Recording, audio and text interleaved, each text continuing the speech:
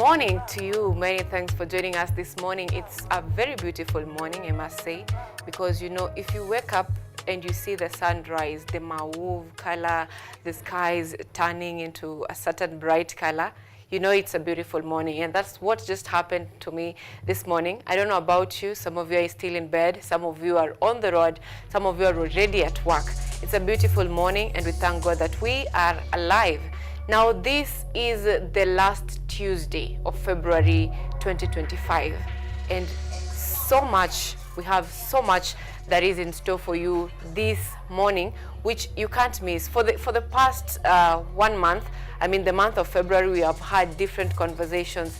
We have talked about women in leadership. We have talked about personal branding. We have talked about the future of business and business opportunities. We have talked about USAID defund and business funding and everything in between. And today we are having a very interesting topic.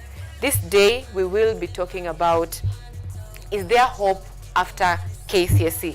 Do we have something to look up to? After KCSE, do we have hope? And our topic will be next steps after KCSE. Our guest is already in studio. That is Jared Ochieng, who is the principal at Starehe Technical Training College. You can't miss this discussion because we are going to be delving into deep conversations. Sometimes you finish Form 4 and you're confused. You don't know what to do. It's a young age. The society has this pressure on you. You have to figure out your life at the age of 18. You have to know your passion. You have to know which line of career are you going to take. And often you have no idea, or you don't have the information at hand. So this is your day. Whether you're a parent, you are going to give advice to your son or daughter, this is a day that you need to tune in. Whether you have a friend who is stuck, this is your day to listen in. And also tell them to join the conversation, ask questions, because our guests will gladly take your questions and answer them. And that is a very interesting conversation that we'll be having this morning. We'll also be having a newspaper review with Ojwang Mariam in studio, and Jacob Samuel, that is 19th Kusa speaker at this prestigious university, Kenyatta University. And anyone who has been in university politics really understands what is hapa kwa mwananchi grao inasema nini, because most voters are youths. So someone who is in leadership in campus, someone who took part in politics in campus, really understands the political dynamics of how this country works, how leaders work, because they also connect with our leaders in government. So it's a very interesting day. We'll be having very interesting conversations, which you really can't miss. And also, just before we get into what is in our newspapers and what we'll be looking at in our newspapers, there is good news for you this morning that Middle East and Africa Future Leaders Challenge this year will be held in Kenya. And remember, late January, a cohort was flagged by our CS Rebecca Miano to Dubai for the challenge, for the finals. Now, that's concluded. We're expecting that this year, the challenge is going to be happening in Kenya. And this is a very interesting challenge because often the challenges that we have are focused on development, sustainable development, climate. We want students to venture into such venues, but the Future Leaders Challenge is majorly focused on culture and hospitality, and this industry that most people, parents, how parents look at it and say that that's not a serious thing. Now this is a very big opportunity for young students in campus who are really willing to pursue this field. And you remember, you will tie it to entrepreneurship and project-based learning, and you'll be guided by lecturers, you'll be guided by experts in the field. So this is an opportunity where you are, as a young person, you get to meet mentors. Remember, when we were talking about personal branding some days back on this show still, we said that the only shortcut to success is having a mentor. Now, this is your opportunity to meet mentors. The Middle East and Africa Future Leaders Challenge brings you that opportunity where your creativity will be rewarded, because this is something that is even supported by the government and all the partners involved. It's all students inclusive, from various universities across Middle and East Africa. So it's a very good opportunity for you. You can't miss this. You are required to have the skills or the idea in mind, and you are going to get a platform to showcase your idea. Remember, this is also something that is in Kenyatta University. It's not something new, because Kenyatta University has the Chandaria, where you have your business opportunity or what you think about that will change the shape of this country or this world. You have something that will revolutionize a sector, maybe in agriculture, maybe in education, in governance. That is something, you have the idea, you take it there, you meet experts who have been in the field, they give you their insights, what they know, how they can help you. And you know, most of the time, last week we were talking about business funding. Remember that conversation? If you missed that, you need to check it out, because we were talking about business funding and we said most people don't really know how to get the funding, or they just don't have the information. And now with this challenge and Chandaria in Kenyatta University, you have the opportunity. You have the opportunity to meet the right people. You have the opportunity to connect. You have the opportunity to engage with people who have the same interest as you. And just as we said, the shortcut to success is having mentors. Now also this morning, we'll be having a conversation on newspaper review, and we have different papers. You know, when we are sampling, we look at different papers in the country. And just before even we get to the newspaper, you are a Kenyan. Since the Gen Z revolution and the finance bill strike and the maandamanos, everyone is on standby. You know what is happening in the country. For example, just before even looking at any newspaper, you know that the president is having a 7-day tour in the coastal region. Today marks day 3. You know that there is a hearing or a sitting this day of the judiciary. So these are things that you know as a country, they concern you. And today, in our newspapers, Business Daily, the top story is why Minister ignored advice to cut Nairobi Expressway toll fees. That is a very interesting discussion, because most of you really complain that nimetoka tu hapa Mlolongo hadi Museum Hill. Why am I paying 500 shillings? And you feel like you excluded, or kuna ubaguzi in terms of these things. So that is a very interesting conversation that we'll be having this morning. We'll be looking at why was that call ignored by our minister to cut expressway toll fees. And also another interesting topic on the Business Daily is KRA targets small traders with the new MSME unit. We are having features lined up in the subsequent sessions here, and we'll be talking to small business owners, that is especially the youths who have invested in the mitumba business, who have invested in just roadside selling and selling a little things. You've registered your little company, and now this is an interesting day because KRA is targeting these groups. And when we say about how government is supporting our businesses, offering incentives, loans and tariffs, bank lending rates are reduced, but also there is this other side that you're targeted, filing your returns and all that. So it's a very interesting conversation we'll be having this morning also. And on the Daily Nation, the biggest story over there is who wanted this Brighton dead. This Brighton dead rather. So this is you've heard of this mysterious disappearance. So we'll also have that discussion this morning. And today the Daily Nation has not given prominence to politics because tumetuambia tulizeni kidogo, but they also have it, Ruto Raila show unity.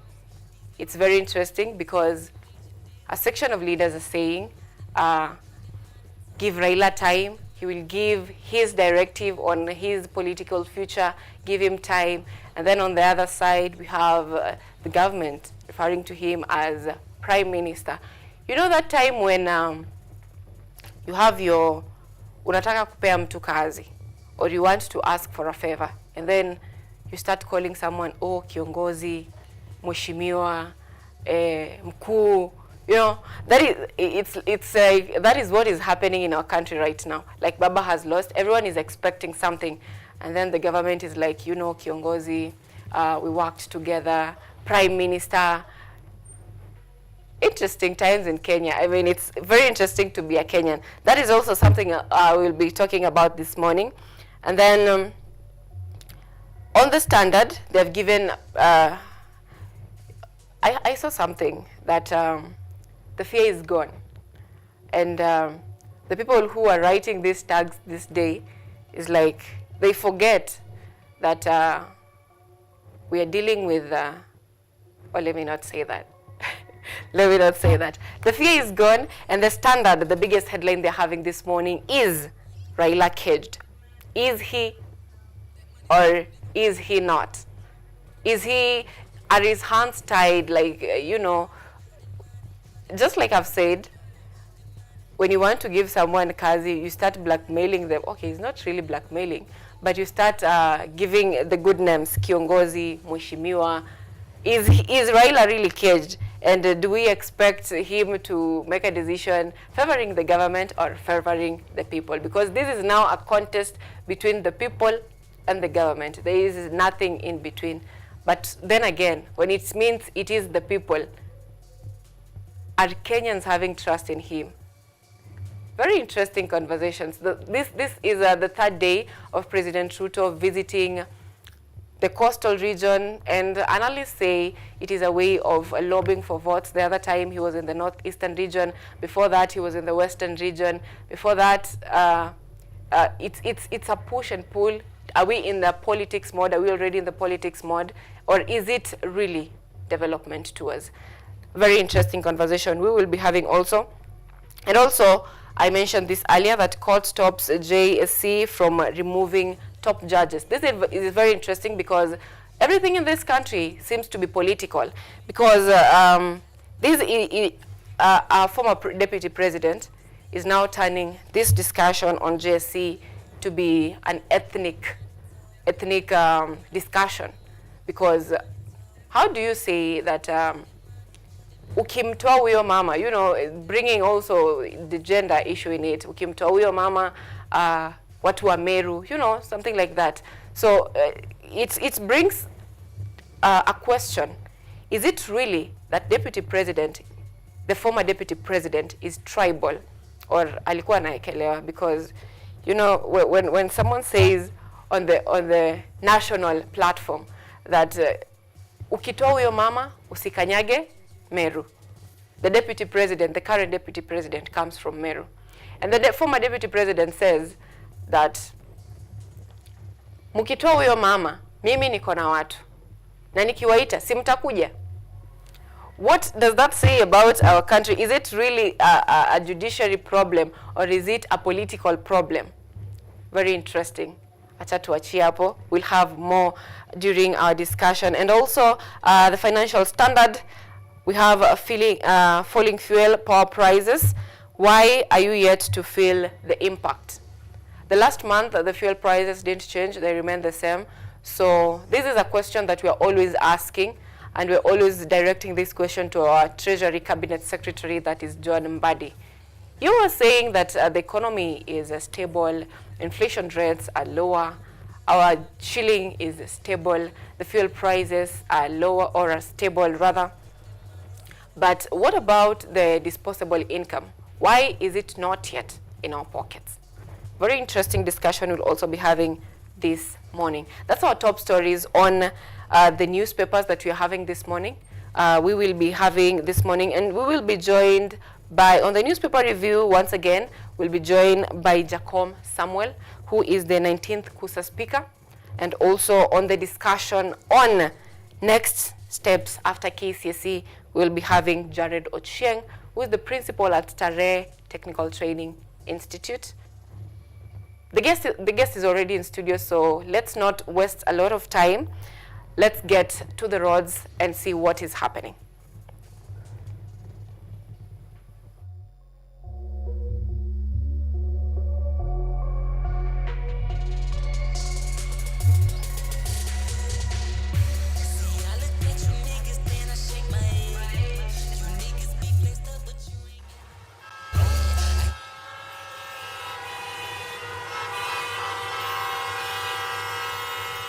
Now, what is the weather where you're around? Tell us that, because you know we can't talk about all the 47 counties in the country.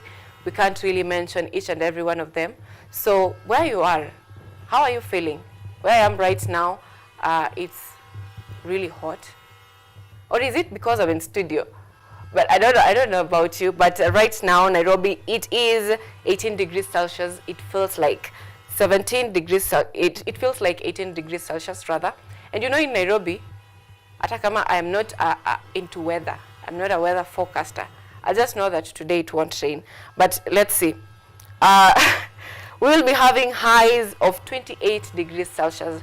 That is expected because for the last 2 weeks or so, this has been imekuwa ni kama hell. Jua inawaka.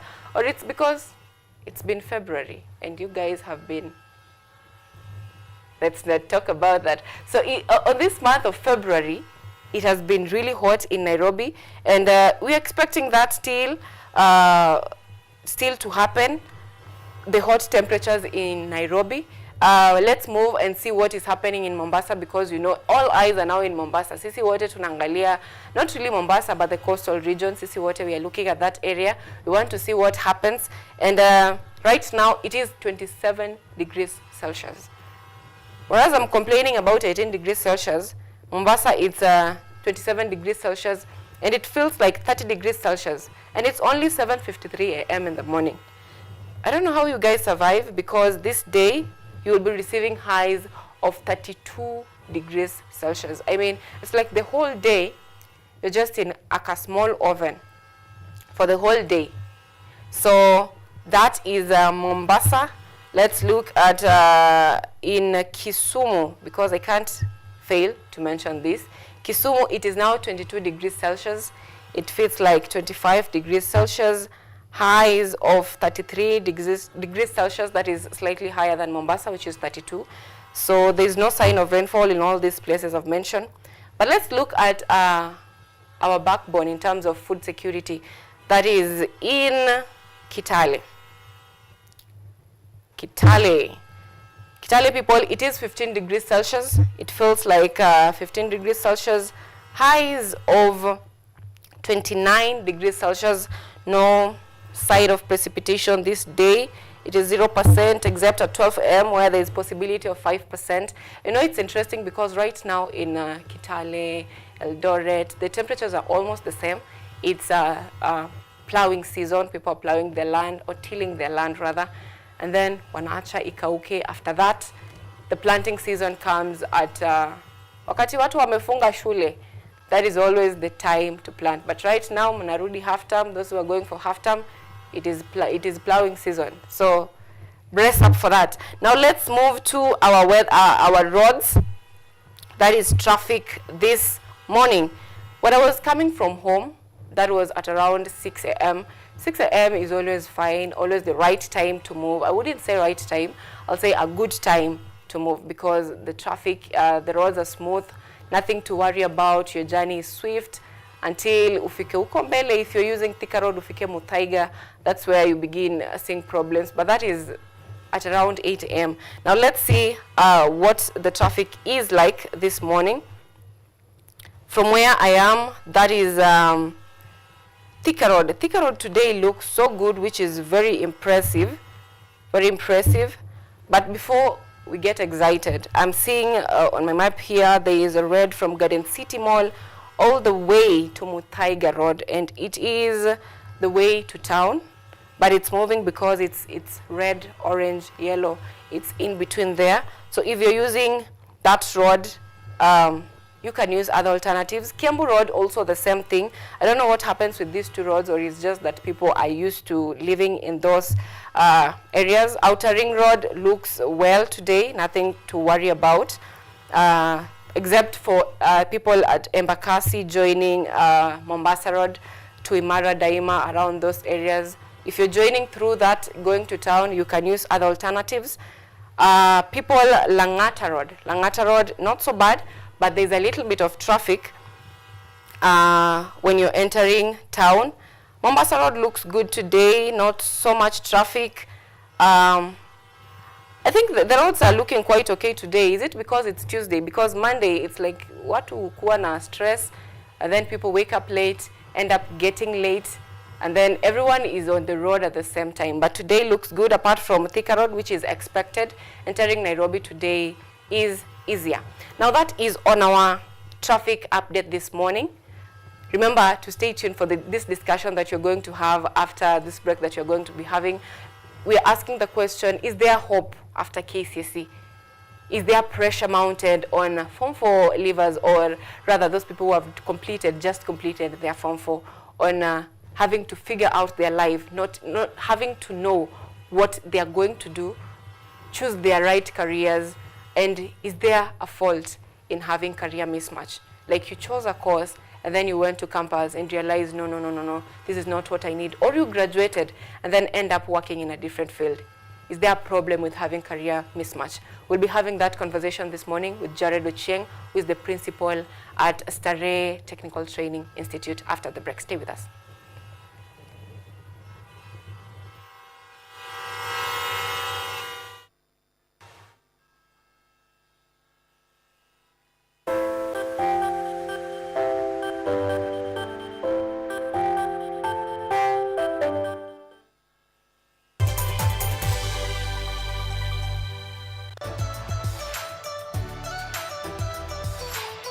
My name is Jakub Petri. I'm Associate Professor in the Institute of Philosophy of Jagiellonian University in Krakow, Poland. And I'm the main coordinator of the Cafe project, which is being here hosted by Kenyatta University. My name is Ewa Hudoba.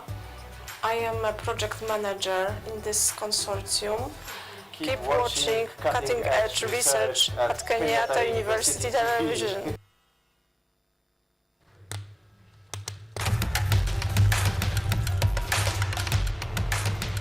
Access to knowledge, solution to unanswered questions.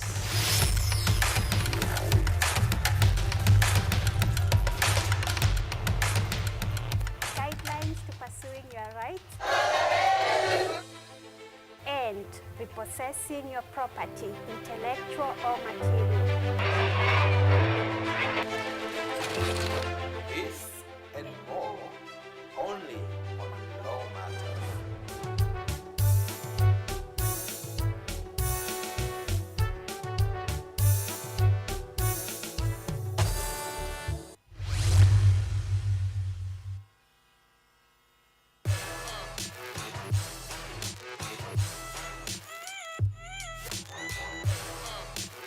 Hello everybody! Welcome to Engine, where we ask the coolest questions in science! Let's go! Is yogurt really just rotten milk? Why do humans need sharks to survive? How did a 12-year-old boy from Africa invent modern vanilla farming? How do you deliver medicine to a chimpanzee? Can poop be useful? How can you save the planet by reducing air pollution? To help us answer these questions, we are inviting some wonderful guests from the world of science. They will enlighten you, make you hungry for knowledge, oxygenate your brain, and make your ideas flow. This is Engine Season 3. Let's go!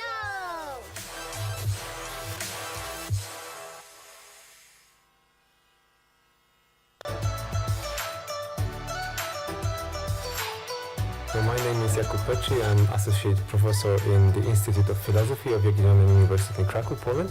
And I'm the main coordinator of the Cafe project, which is being here hosted by Kenyatta University. My name is Ewa Hudoba. I am a project manager in this consortium. Keep watching cutting-edge research at Kenyatta University Television. Maelfu na maelfu ya wahamiaji wakiwa na watoto kutoka nchi za Amerika ya Kati wanaendelea kuwasili kwenye mpaka kati ya Marekani na Mexico. Folks, I'm going. Thank you very, very much. I appreciate it. Thank you. Ni habari kutoka pembe zote duniani. Pepopa si vuguvugu, pepopa ni idea. Sazidi ananyonya, hanyonyi vizuri, anakuwa hayuko comfortable. Jeshi la Jamhuri ya Kidemokrasia ya Kongo linapambana na waasi wa ADF. Kwa sasa wanatoa wito wito kwa mashirika, makampuni na vile vituo vya uchukuzi. Mambo mengi yatakwenda kama yalivyopangwa. Hapa ni kuna mmoja wa viongozi wa chama cha wavuvi katika eneo hili. Zaidi tunajaribu kuwapa chanjo ili ina boost ama inanyanyua kinga ya mwili, hiyo inaenda kupelekea kupambana na virusi. Ni Duniani Leo, Jumatatu mpaka Ijumaa, moja kwa moja kutoka VOA Swahili, Washington DC.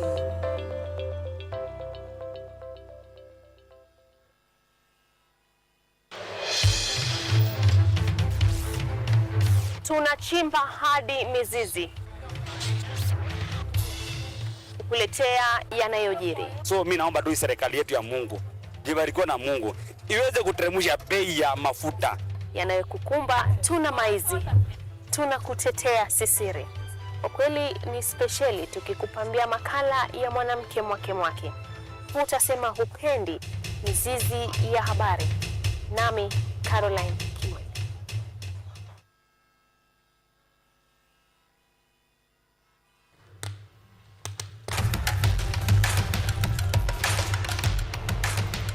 Access to knowledge,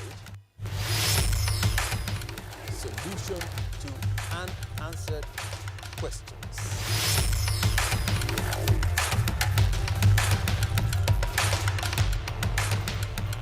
Guidelines to pursuing your rights and repossessing your property, intellectual or material.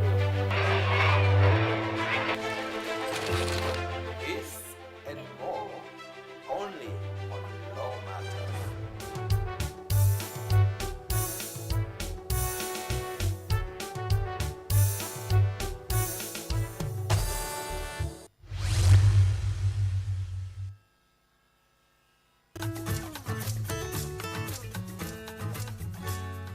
Hi, my name is Stella Tioi. Jina langu naitwa Okemwa Mokwa James. This is Mandela Gaya. Ugonjwa ulipokuja ulichukua siku 3 ukaniweka in coma. 20 wamezikwa, 2 ndio wako hai. I don't even know how it feels to see. I feel like I cannot express myself well the way somebody who can walk can actually express themselves. Ilichukua muda mwingi mrefu tena mpana ili kuikubali kwamba mimi siwezi tembea tena. I've come to actually accept myself. Ukijaribu kumsimamisha mtu umwambie tafadhali nionyeshe njia, They find it quite strange talking to you. You should just make schools integrated Inclusive setups. by providing the right facilities.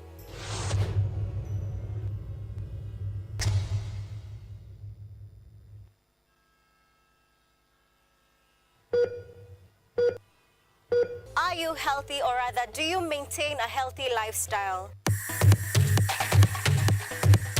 According to WHO, health is regarded as a state of complete physical, mental, and social well-being, and not merely the absence of disease. Welcome to Focus on Health, a show on all matters health, wellness, and lifestyle.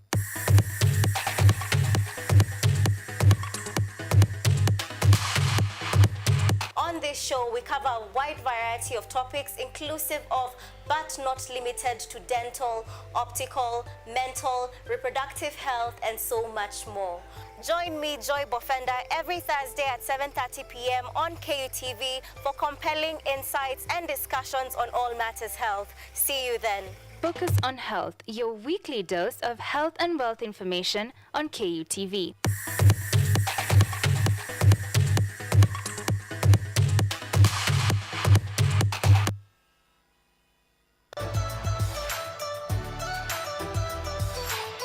So my name is Jakub Petri. I'm Associate Professor in the Institute of Philosophy of Jagiellonian University in Krakow, Poland. And I'm the main coordinator of the Cafe project, which is being here hosted by Kenyatta University. My name is Ewa Hutoba. I am a project manager in this consortium. Keep watching cutting-edge research at Kenyatta University Television.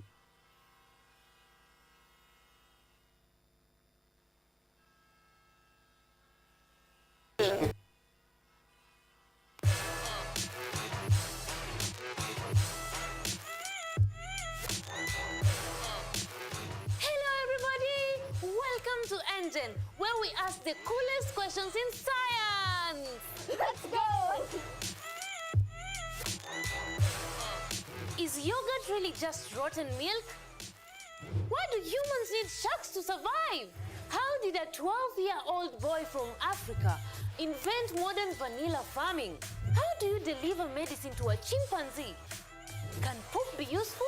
How can you save the planet by reducing air pollution? To help us answer these questions, we are inviting some wonderful guests from the world of science. They will enlighten you, make you hungry for knowledge, oxygenate your brain, and make your ideas flow. This is Engine Season 3. Let's go!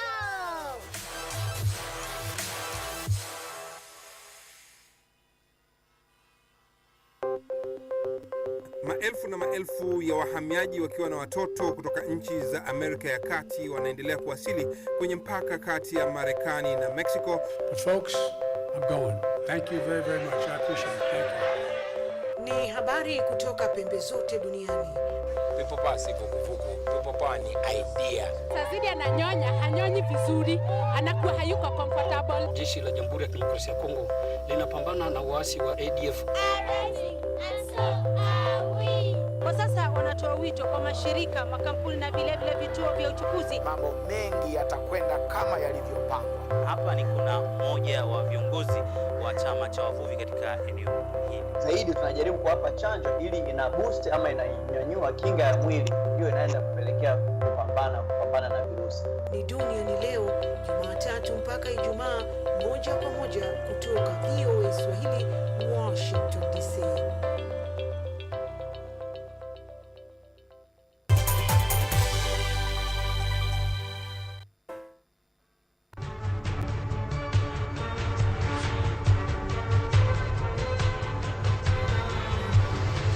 Right, welcome back. If you're just joining us, this is Biashara Tuesday on KUTV, Rise Today, where it's a show where we are really focused on educating you, informing you, and entertaining you. We are giving you a whole package. Just before we went for the break, we were talking about a conversation, an interesting conversation that we are having this morning on giving you guidelines on what is to happen after your KCSE. As a student, as a parent, if you have a friend who just concluded their KCSE and they're not sure what they want to do with their life, or not sure which career path they're taking, not sure if they're venturing into business, not sure if they're venturing into their entrepreneurship, not sure if they're venturing into apprenticeship and learning in the process of working, not sure if they're going to school and also juggling between working and being in school. This is the place to be. You're right. You're on the right place this morning. I want to assure you that. So our guest is already in studio. That is Jared Ochieng, Principal, Starehe Technical Training College. Jared, thank you so much for making time. How have you been? Pleasure, Sylvia. Thank you very much. I've been fine, thank you. And great honor to be here with you at KUTV. Interesting, interesting. Now, just to set this ball rolling, someone who has just concluded Form 4. I concluded my Form 4 when I was 17. Oh. I concluded my Form 4 when I was 17. And there is so much pressure. At Starehe, what is the youngest age of learners that you receive? Thank you, Sylvia, for that. It's interesting. And first I want to congratulate you because thank you. You must have gone to school when you were very young. And that opened so many doors for you. Well, I wouldn't say that the specific age for joining college, but the general age is from 18 years. But you may have those who complete their Form 4 before that. But nevertheless, it's good to hear that, and good now to educate the nation on the way forward. What's your life like as a principal? Because being a principal means you have been a teacher, you have risen through the ranks. How is it like being a principal? Thank you very much. Well, it's an honor because every single day you've got a lot to do. You perform quite a lot. At one point you play the role of a parent because you have to really monitor what's happening around. Sometimes you also have to wear the shoes of a counselor because generally a principal deals with teenagers These are students whom, as you've said, are just from high school, and they are getting into new life, so they require a lot of counseling. You also need to be an educator, because at the end of the day, it's all about coming to college to get education. So in a typical day, the role of a principal is quite a busy one. You also have to receive visitors here and there, inquiries on admissions, receiving parents, and then also monitoring the staff and also the staffing. Interesting, interesting. While you're receiving students, having them on board, being a parent, being a counselor, from experience, do you think that these young people, especially those who are just done with their KCSE, do you think the society is really mounting so much pressure on them, on you need to figure out your life, you need to know what you want? Do you think there is so much pressure on them at that age? Yes, absolutely. There's a lot of pressure, and to me, I look at it as very, very unfortunate. When the results for the KCSE 2024 were released, I'm sure you heard of stories where some even took their lives because they thought they didn't perform as they should have. We also have a lot of expectations from the society in terms of performance, and this comes depending on where a student has been placed. Probably somebody went to a national school or a county school, and generally the expectation is that you can't be in a national school and you're coming out with less than A, or you can't have performed so brilliantly in class 8 only to come back with this grade, which the society deems unfit. And with that background, that now forms the psychological backlog in which the student now, or this teenager, feels a little bit more confused. And then there is the issue of comparing yourself with the rest. Probably in the same neighborhood, there's somebody whom you schooled with, probably in the same class, appears to have outsmarted you, probably seen to have performed probably better in some subjects that you felt you should have done much better. So all these will, at the end of the day, result into confusion, which is likely to lead into wrong decisions that will ultimately lead to regrets, probably at some point in life. Now that we are still at it, let's talk about grades. Is it just a myth that if you scored the C+ or the cutoff joining campus is the only chance for you to get a degree that you want, or are there other avenues where one can follow? For example, someone got a D or just a grade. Is there hope for this person in terms of proceeding? Yeah, that's a brilliant question, Sylvia. First, I want to congratulate the lot that probably obtained C+ and above, not only just 2024, but also in the previous year, because at one point you also needed to encourage hard work in secondary schools and make students aim higher. And if they have the ability to achieve, let them, and so be it. But then at the same time, you also need not to denounce those who maybe don't meet that, because we have, in a general examination, we don't expect everybody to be an A student or a B student or a C student. There'll be those who will meet the minimum university entry grades, and there'll be those who will fall short of that for one reason or another. And maybe before I expound more on that, I want to categorically explain that sometimes students do not meet the minimum university entry grades because they didn't have that ability to. There are so many factors that can lead to that. Probably somebody sat exams when he was unwell, or somebody must have lost a loved one, or somebody had whatever reason, and that can lead to less score from what was expected. But nevertheless, the good news that's available is that there is no formula for getting to degree. You can get to degree straight through university admission. You can also start from the very basics. And the very basic, in this case, I'm referring to an artisan program where you get into a college, a TVET college with a grade, say, D-, because such courses normally take a minimum of 6 months, especially if it's a business course, and 9 months if it is a technical course.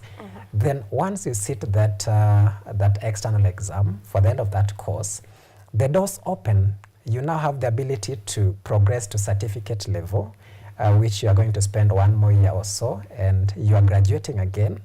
And if you score well, that is a grade pass or a credit or a distinction, you are able again to progress. You upscale to diploma. You take 1 or so again or 2 years, and you are graduating again. And before you know it, you've enrolled for that degree that somebody went straight into with a C+ and above. And because we are supposed to keep aiming higher, even with that undergraduate degree, there are still doors for going for postgraduate degrees. You enroll into your master's, and later on you enroll for doctoral studies, the PhD, and even become a professor. So all these are avenues that are available, and there's absolutely no reason for losing up and saying that because I scored a D plane or a D plus or a C minus, my life is ending here. No, no, no, no. You simply probably may take a longer path as opposed to somebody who goes direct to the university. Okay, you've talked about there is no excuse for you not to proceed to the degree or the course that you want. But tertiary education comes with heavy fees. Do you think there is a failure, or is it a failure really on the government side in terms of balancing the cost of tertiary education? All right. Thank you for that question. Well, I'll say that's relative. Okay, when we talk about the government, we have support that the government gives to TVET institutions in terms of funding, in terms of even training and also curricular development. But then when it comes to probably what we call the private TVET institutes, there is generally no standard of setting fee. There is no standard fee which you can say, now this is the general fee that must not be surpassed. And that then makes the question, can we really afford? Because honestly, a lot of youth have ended up being locked out of accessing tertiary education because of the issues of affordability. The general fee structure in our colleges in Kenya seem to be high.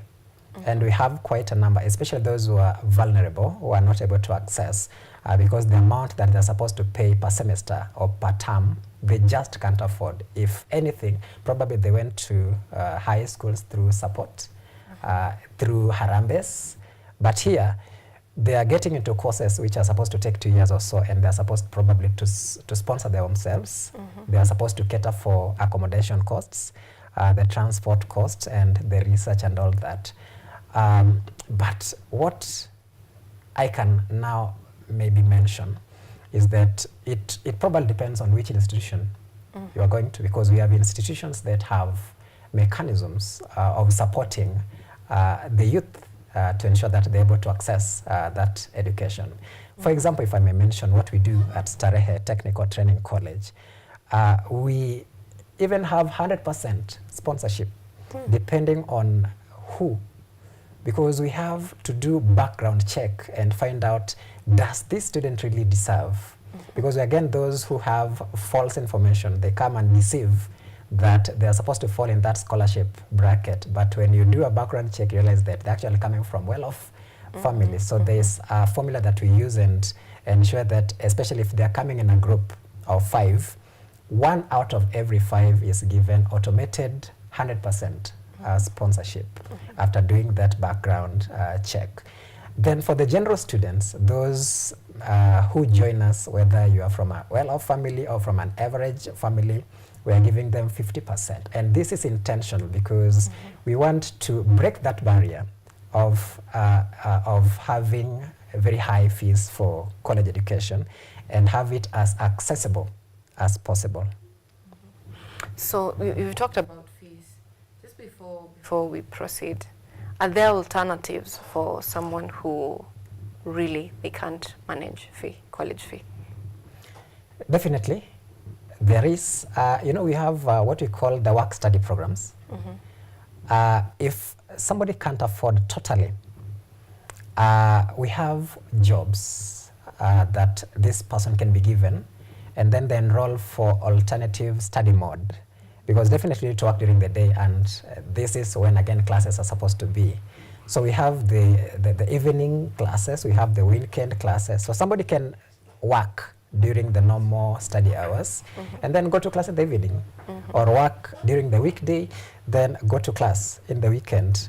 We also have the online classes. So there's absolutely no excuse for not getting educated, because if it's about fees, we have ways of catering for that. It's about any other thing, we have mechanisms in place to ensure that there's that general access nationwide or globally to this much needed education. And how does someone balance between work and classes? Because that is the elephant in the room. Yeah, great job. Well, it's all about how we program ourselves.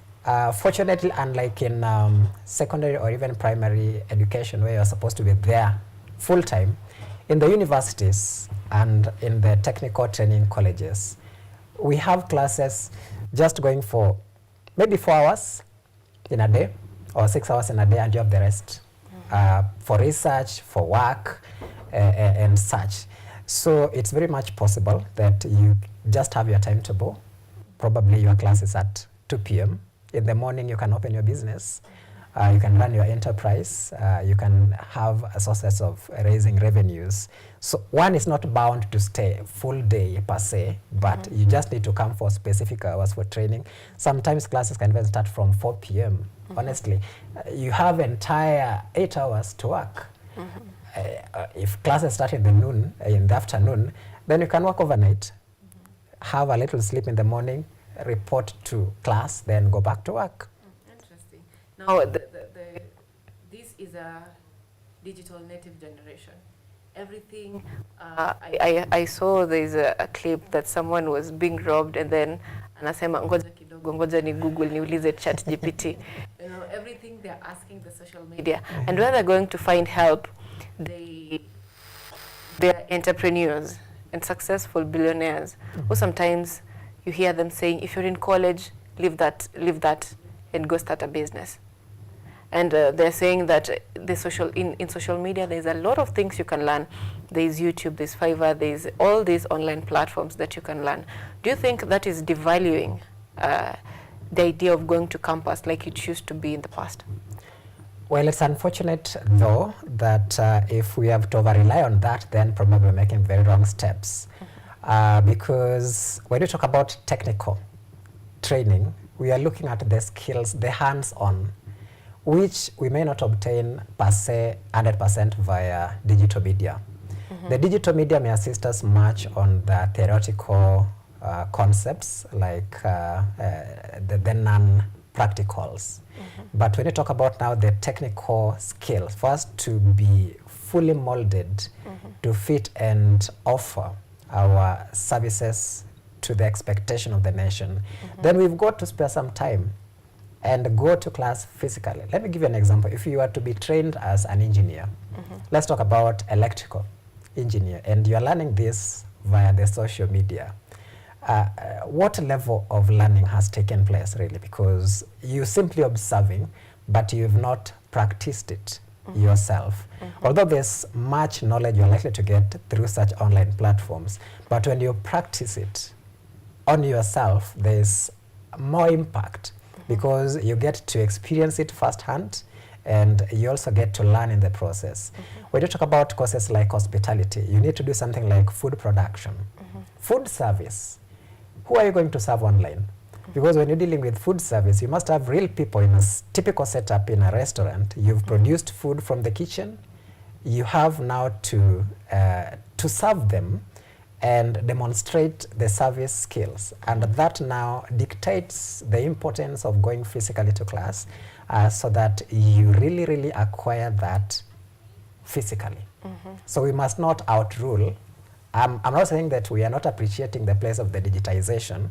We need to embrace both, but we just got to balance and ensure that when we are supposed to be physical, we go for the practical concepts, and then the theoretical concepts. No problem, you can learn online. Interesting. Now, in the past, there has been debates on reviewing the curriculum because they say that by the time it was being developed, it was targeting the market by then. But right now, you get many employees, HRs, and they're saying that, you know, these campus students, you employ them and then wakishafika, you now begin teaching them work. Do you think there's a gap between what tertiary institutions are teaching and what is actually in the market? Well, I must recommend the Kenyan government because there's a lot that has happened, and I think it has happened because of the ability to benchmark and find out where we are supposed to be globally. You'll agree with me that in very few years ago, we used to have even ranking in secondary schools, and that led to a lot of mayhems. Today, we are going through what we call the CBC, competence-based curriculum, which is replacing the knowledge-based curriculum. And that to me is perfect because when you go the competency-based education, then we are putting emphasis on skills, what you are able to do, and not really competition on what you have scored. We are looking at the process. For you to get that grade A, what process have you gone through? Or we are just looking at the final outcome.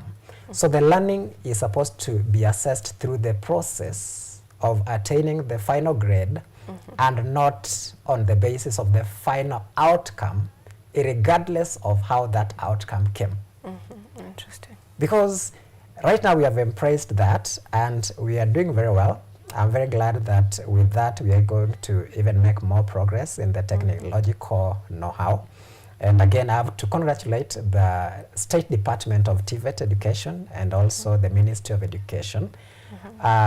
In the recent reports, the 2023-2024 reports that was done by the World Federation of Colleges and Polytechnics, Kenya School of TVET, for instance, emerged third globally.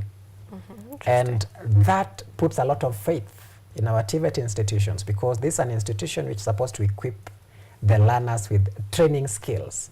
So we start from the top. Once the lecturer has the right skills, then we are very confident that the skills are going to be imparted to the learners very successfully. So there is no doubt that as a country we are on the right path, especially through the introduction of the competency-based education, which is currently being assessed by the CDAC, Curriculum Development, Assessment and Certification Council. 100%. So there is hope for the future of TVET. Absolutely. And what do you think is the reason why of late someone gets an A-, a B+, and then that person decides, you know what, I'm not going to campus, I'm not going to do that degree, I'm going for a TVET. What do you think is the sudden cause of this shift?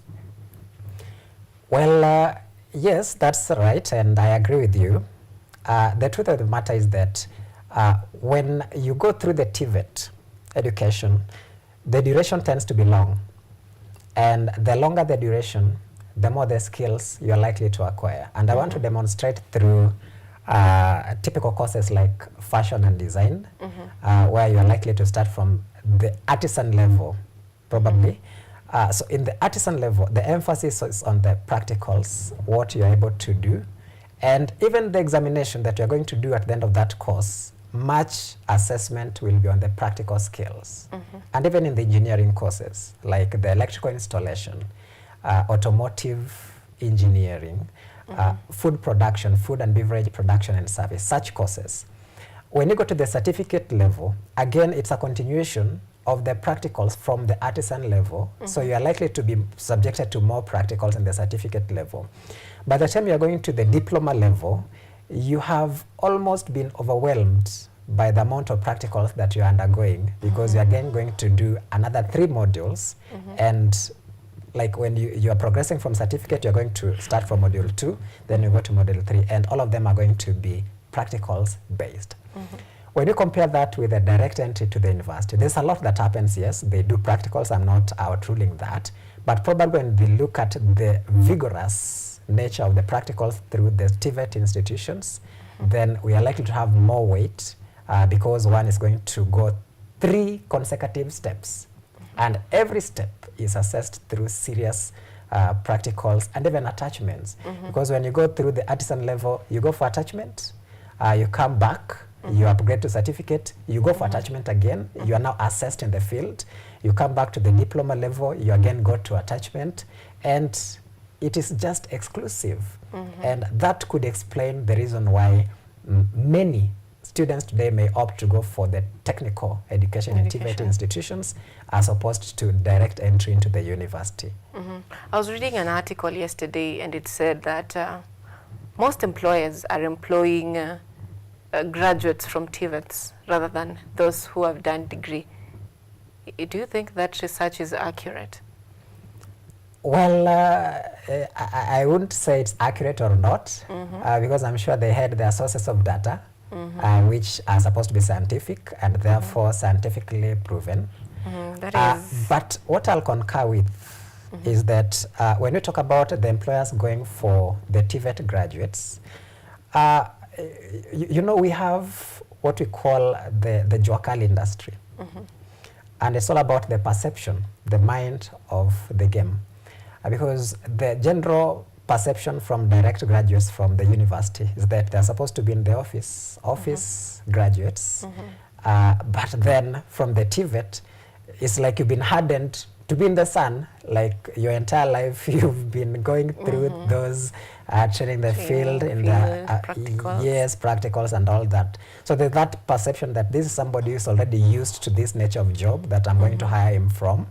And probably that's why now the employers are going for the diplomas and the certificate graduates from the technical education. But nevertheless, even with the diploma and with the certificate, my advice is that we must not be content with what we have. Having a diploma does not mean that your life is ending there. You've got to go back to that campus that you ran away from for a degree, because now the middle-level colleges do not have the mandate to offer degree programs. These are specifically offered in the universities. So for whatever course that somebody has obtained, even with that employment, they have to go back to the universities, identify a course, or if it's a progression from the similar course, then they have got to move and have that degree progress to higher levels. They become senior lecturers in our institutions because we don't want to import labor. It is unheard of that we should have lecturers coming from other countries to come and teach in our own institutions. We need to develop our own staff. And the best staff, actually, these were starting from the artisan certificate, diploma degree, and undergraduate degree, postgraduate degrees, because they have got all that. And if you have a lecturer, probably who has been trained through all these stages, and this lecturer is now teaching a certificate student or a diploma student or an artisan student, honestly, this lecturer has that experience. Because at one point he was there at that level, as opposed to somebody who has just gone to degree, who may not understand what really happens here at the certificate level. So we really need to encourage that progression. As much as the diploma graduates are being employed, they need to go back and upgrade and earn a degree for betterment of their own lives and also for the general productivity of our country. Would you say that there are specific courses which are marketable than others, and what are they? Yes, true. In my own assessment and through the experience of my capacity as principal Starehe Technical Training College, I've seen students make very good decisions. And some of these decisions that they make is on the nature of the courses that they take. When we have courses that are technical in nature, then they are very marketable and one can never regret from pursuing them. The reason I'm saying that is when you have a technical course, you have almost 80 to 90% chances of employing yourself. You don't wait to be employed. You do a course, and as you wait to be employed, you're already doing it either in your own farm, in your own foundation, or in your own business setup. If, for example, you've done hospitality course, chances of opening your own restaurants are very high Because even if you are going to employ employees there, you're already an expert in your own self, and you're using that skills now to run your own hotel. If you've done mechanical engineering, you've got to start your own garage, and it's already employment in its own. When we have other courses like electrical engineering, even in the neighborhood, they'll be looking for you. There's some power issues, they'll be looking for you. You're already earning. You're already earning. Then we have the business courses, which are supposed to guide you and give you the entrepreneurial skills, because they're supposed to train you on how to run the businesses. And I'm very glad that through the curriculum of Kenya, the trainees are educated on how to come back up with business plans and research projects before they complete their studies. Because these are the projects that they're going to use now to initiate their own ventures in future. Because where we are messing, probably as a country, is that we tend to over-rely on employment. And that's where we keep saying that I've graduated with this and I've not received any employment. You know, when you look at the population of the country versus the number of jobs that are available, they don't match. So the only option that we have is to first of all embrace any curriculum that will promote technical training, like the CBC or the CBET, so that people employ themselves. We also have courses that are almost naturally good. For example, when you talk about foreign languages, talk of German, talk of French, talk of Spanish, which we all offer, by the way, at our institution, Starehe Technical. In Kenya, in the month of August, in the month of December, there is a lot of movement towards the coast. Tourists are coming from foreign lands.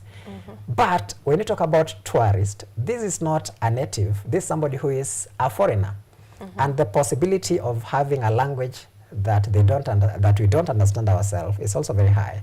When you talk about people from Anglophone states, they're French-speaking countries. And if we study French as a course, which takes you just 6 months, you're going to work as an interpreter, and that's direct employment, because you go into the touristic sites, they need the tour guides, and we need somebody who can speak Spanish. We need somebody who can speak German. We need somebody who can speak French. You're not going to stay in the house because there's no job, because people will be looking for you, and people who study these courses are also very few. So these are the things that we also need to look at on a very serious note. When you talk about other courses like Kenya Sign Language, we have so many forums where we need inclusivity, where we're supposed to have interpreters through the Kenya Sign Language. Now, these are the rare courses that we really need to encourage the youth to take. Any course. Look at something like plumbing. It's unfortunate that people look at that course as a very low-paying or low-laying course, but the truth of the matter is that today they are the most sought, because you'll not have any single construction, whether in the city or in the rural, that will not require the efforts of a plumber. But even if that building is already complete, the plumbing work is existent for life, because at one point we'll have issues with the shower, we'll have issues with the bathtub, we'll have issues with the sink and all that, the washroom. The plumber will always be hired.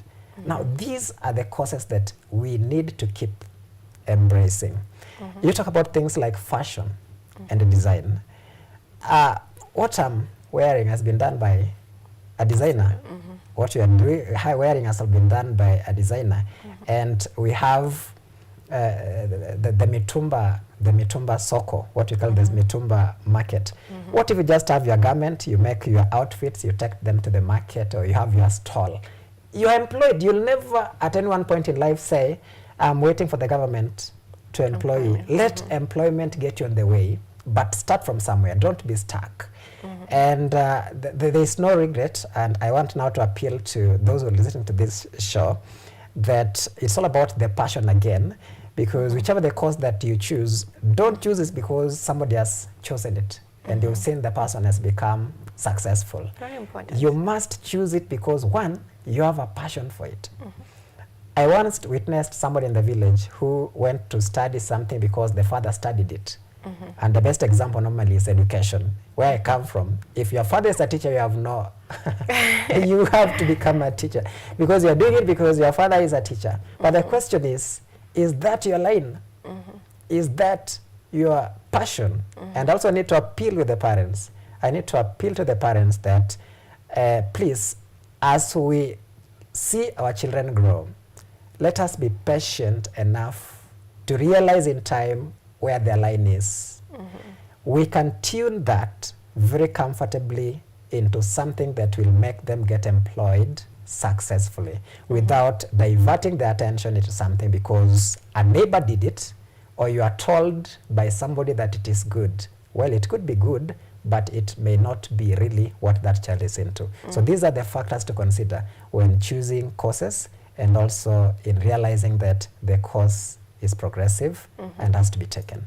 Now, as we conclude, is a career mismatch a problem? Like, is it, should I say a crime? Because we've talked about choosing a career because your parent did it, or we say that there's a lot of pressure for these young people when they finish KCC for them to determine their life. And some of them may choose a career path, and then later on, during the journey, they realize, this is not what I want to be, or this is not for me. And then they move to another field, or they just finish it, conclude it, and then end up being employed in something different that it's not even related to what they do. Is career mismatch a normal thing, or is it an abnormality? Well, it's a normal thing. It's not an abnormality, but it can be tamed at the very beginning. We are getting into that because we are not able to guide our learners from the very word go. Just at the stance of identifying a course, that's where the guidance is supposed to come. That comes because somebody went to a course and had not received sufficient guidance. Then when they realize this is not working, they're evacuating it into something else that they have a feeling is working. And that now explains the importance of ensuring that before a learner gets to college or a university to pursue a course, let there be enough counseling and guidance on what to go for. And what can be done is probably to seek expertise from those who've been in that sector for some time, so that this student is guided to take the right thing. But there must be no chance for regrets, because if we regret in life, we are not going to make progress. But again, we should not be very, very not flexible. We have to be very flexible. If you realize it's not working and it is still not late, the better. After all, there's no offense doing 2 or 3 courses. They are just increasing your chances of earning and also the stature. I remember that life today, unfortunately, has identified us and put us in social class based on education and occupation. Occupation is shaped by education, and that puts emphasis a lot on education. So let us treat that with weight and ensure that we go for the right courses so that we don't have any chance of regretting from educational choices mismatch. That will lead us to regrets, hating ourselves, and even taking our lives, as we've witnessed in some scenarios where somebody is stressed and has passed on. Okay. I've seen organizations like Middle East and Africa Future Leaders Challenge, where learners come together, bring their ideas, share with the experts. Is that also a case? Do you have such forums? And also, what does Starehe offer? As we conclude, you can tell us about what it offers, if it has such forums for students to come and share their opinions, and also you can give an invitation to our viewers at home. All right. Great, Sylvia, for that. Thank you. Yes, we have expos, and we also have our partnering institutions. For example, recently we had an invitation to attend a Chinese festival through the Confucius Institute of the University of Nairobi. We expose our students to Chinese culture. And we also expose them to sponsorship sponsorship programs that are available through such partnerships. We have many courses that are available at Starehe Technical Training College, both BTEP and technical courses. We have CASNEB programs. By the way, CASNEB professional programs are among the best courses also. Talk about the CPA, talk about the ATD, talk about the CIFA, the CS. Those are professional programs that are training our accountants, because accounting is one of the key sectors in our economy today. We also have the technical programs, and we are putting a lot of emphasis on the practicals so that we ensure that our graduates are fully trained. We have the ICT, because we're also trying to appreciate the place of digitization and the digital ventures. We have courses like business now, the real business courses, several courses. They're available in our website, www.starehettc.com, alongside the fee structures. And the sponsorship, 50% or 100%. We have intakes that are coming in March. I want to invite all the candidates who sat Form 4 2024, 2023, 2022, or in the previous years, that education is dynamic. And there is no limitation for accessing education. There is no age limit. We need to come, identify a course, pursue it with the right guidelines, and we are going to make our country better and progressive. Interesting. You've not made you've said the fee structure is on the website, everything is on the website. Very interesting. Yes, generally we charge 12,000 per term. Just imagine 12,000. So there's no option for not going, because the highest schools charge 60, 80, 100. 12,000 tuition fee. And you can also work as you do it. You can also work affordable as you study. Okay, very interesting. Any last words for especially this is for a Form 4, someone who did their Form 4 and they're stuck with their certificates, not knowing what to do with them. Last advice to that person. Well, the first is to appreciate the Form 4s who scored all the grades that they got. There's no failure. In my own perspective, there's no failure in life. Everything we do is just a chance to improve. Let's accept ourselves with whatever we have and take the next step. Let us not stick with what we have, because we are going to be stagnant. With a grade D-, we have courses with a grade D+, D+, C-, C+, even C+, and all that. Make a bold step in identifying a course based on your interest, what you are able to pursue in your life. We are going to guide you to ensure that you graduate and pursue your dream career, and also support you to go all the way to degree and postgraduate degrees. Very interesting. Thank you so much for making time. Now, to our gentle viewer at home, we have today demystified the intellectual apathy, that there is no need of going to campus, there is no need of attending school, that I can be successful. Most of these influencers, or most of these people who tell you, leave your college degree and venture into business, they're giving you solutions that are not sustainable. They make you think that success is an easy step to go, which isn't successful. Most of them are having courses that they do at home. Most of them are having trainers who train them, or they're paying experts to do their work. So get yourself that certificate, get yourself to that TVET, get yourself, and you've heard our guests say there's no excuse of getting education. You can work and you can be in school at the same time. You can find balance between the two. So this is On the Launch with Jared Ochieng, Principal, Starehe Technical Training College. Thank you so much for making time. And coming up next is the newspaper review this morning, which is quite interesting, because you know everything that is concerning the state of the nation is the matters of the heart, especially to the young people. We are joined by Jacob Samuel, who is the 19th KUSA Speaker of Kenyatta University. Stay tuned for that discussion.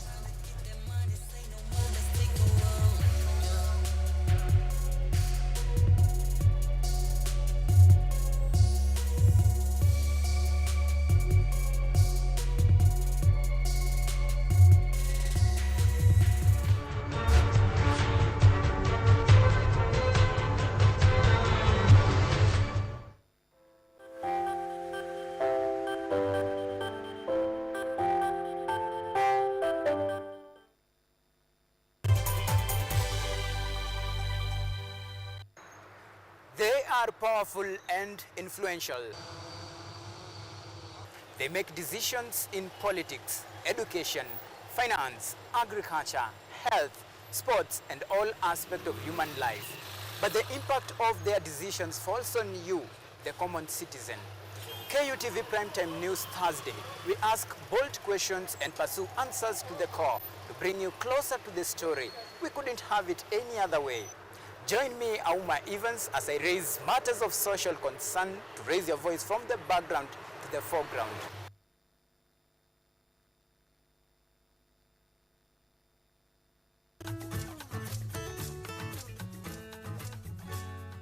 Hi, my name is Stella Tioi.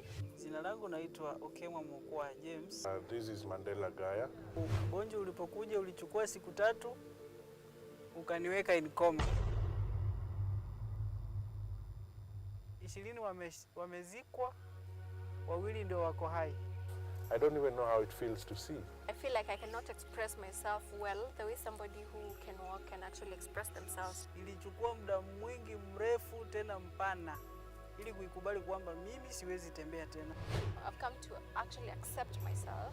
Ukijaribu kumsimamisha mtu umwambie tafadhali nionyeshe njia, They find it quite strange talking to you. We should just make schools integrated, Inclusive setups. by providing the right facilities.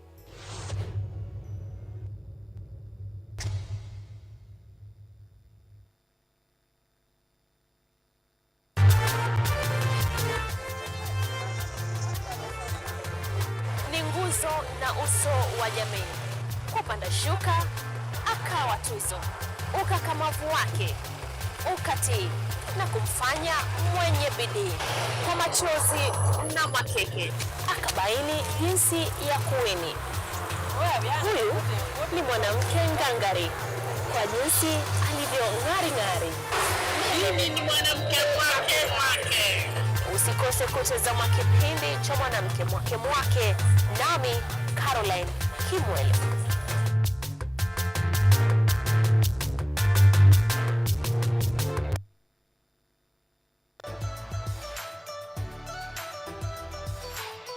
So my name is Petri. I'm Associate Professor in the Institute of Philosophy of Jagiellonian University in Krakow, Poland. And I'm the main coordinator of the Cafe project, which is being here hosted by Kenyatta University. My name is Ewa Hutoba. I am a project manager in this consortium. Keep watching cutting-edge research at Kenyatta University Television.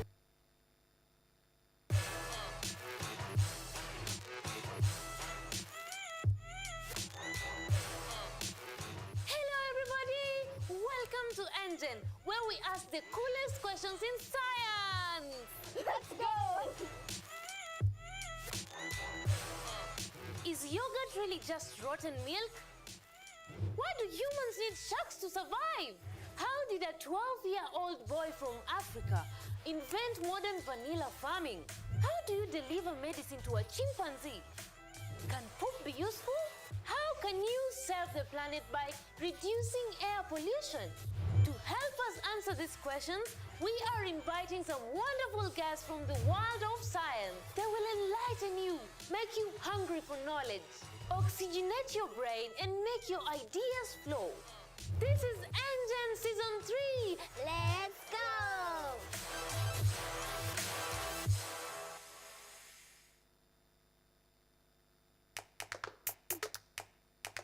Baada ya kutafuta kazi, tunaweza kuanzisha miradi yetu ambayo ingetusaidia kubadilisha maisha ya wazazi wetu. Kwa vijana wenzangu, wengi hawana kazi, lakini ikiwa sisi wenyewe tutajiamini, tunaweza kujiajiri wenyewe. Afrika kwa kweli tuna mahitaji ambayo ukiyasuluhisha unaweza kuathiri watu kwenye bara hili. Bila woga,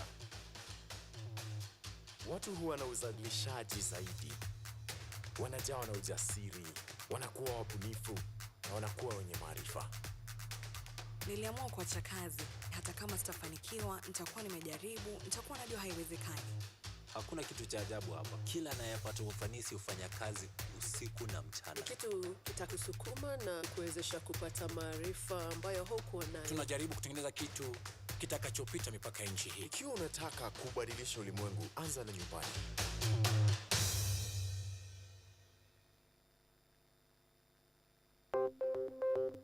Maelfu na maelfu ya wahamiaji wakiwa na watoto kutoka nchi za Amerika ya Kati wanaendelea kuwasili kwenye mpaka kati ya Marekani na Mexico. But folks, I'm going. Thank you very, very much. I appreciate it. Thank you. Ni habari kutoka pembe zote duniani. People power si vuguvugu. People power ni idea. Sazidi ananyonya, hanyonyi vizuri, anakuwa hayuko comfortable. Jeshi la Jamhuri ya Kidemokrasia ya Kongo linapambana na waasi wa ADF.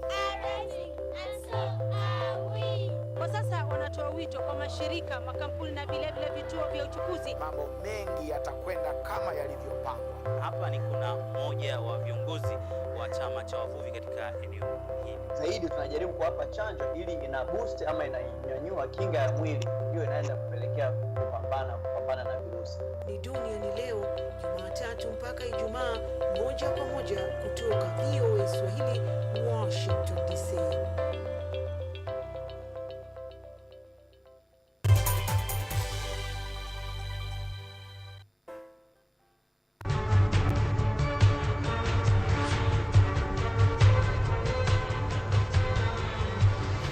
All right, this is the newspaper review, a conversation that we have all been waiting for since 7 a.m. or rather 7:30 a.m. when we were having a conversation with you guys back at home. And just a quick feedback. It is Asachi Ash. He says, "Good morning, Sylvia. Good morning to you. I am tuned in from Ngong Road." Thank you so much for tuning in, and I trust you're enjoying the show. For every other person who is watching us, you can keep engaging with us so that we know where you are watching us from. We give you a shout out. You'll be part of this conversation this morning. We've just had a conversation on what next after KCSE. Interesting. If you missed that, you need to go back and look at it. Very engaging insights on what you can do to pursue your dreams, whether it's in entrepreneurship, whether it's in education, whether it's in business, everything. You have all it takes, or you have all the information you need to go ahead on that journey. Now, in studio with me this morning, I'm joined by Ojuang Mariam. Thank you so much for making time for us this morning. And also Jacome Samuel, the 19th speaker, KUSA, Kenyatta University, the great university. Thank you so much for making time for us this morning. How are you doing? I'm good. And thank you for hosting me here today. You're very much welcome. How has your weekend been like? My weekend is I guess we are over the weekend because we have just gone through Monday. Yeah, you see, you know. Yeah, but the weekend was interesting. Yeah, I enjoyed the bit of it. Yeah. Ojuang, how has yours been like? I know you were at work yesterday, but just assume this is my Monday. Assume that. I think by de facto, my weekend I think inakuaga kesho Wednesday. Every other day of the week I'm out there, if not in the community at the grassroots level. I'm right here interacting with the university students. If I'm not here, I'm out there ensuring that I'm celebrating in the wins that we are making as a university. Last Friday we were at Kenya National Theatre 2025. Fourth edition of Kenya Theatre Awards. Kenyatta University won the best learning institution. From there, we went to Ngong Road, Nauko kwa kina Sachi Ash for DocuBox. They were doing Kenya Creates Films premiere. We got to witness best and creatives challenging themselves, from stand-up comedy to doing films. People like Ty Ngashira, people who are known for this, from podcasting and poetry. ANYANGO making debut into films, doing very beautiful films. Jana tumekuwa Mjengo, Lines za Kikwetu, newspaper review, and now we're here. The weekend imekuwa fiti sana, and the week is still going on very well. I'm thankful to God. Interesting. I know you guys are not going to ask me, najua hawayusu. Yako unajua tunaiona. That's the good thing with having a female Gen Z host full of energy and vibe. Every day tunakuona TikTok, every day tunakuona Instagram. You know. Uko unatesa. Yesterday I was told that ni kama hii energy yangu, I need a place to take it. It's like it's not enough for just the newsroom. Very interesting. So this morning, it is a beautiful morning, like I said when we began the show. You know, waking up and seeing the sun is interesting. And what is interesting me this morning is waking up and seeing, as I come to work, that is at 6. People are opening their businesses. People are really focused. People are chasing the bag. And like I always say, mambo ni mengi. So even as they're doing that, The Business Daily is telling us this morning that KRA is targeting small traders with new MSME unit. Like there's a department that is created that targets these groups. Like the other time we were talking about the future of business, where young individuals here, third years, and fourth year, the other guy was in fourth year, they were talking about how they're venturing into tech, doing, finding clients abroad and working from home. And now, KRA is targeting these small traders with new MSME units.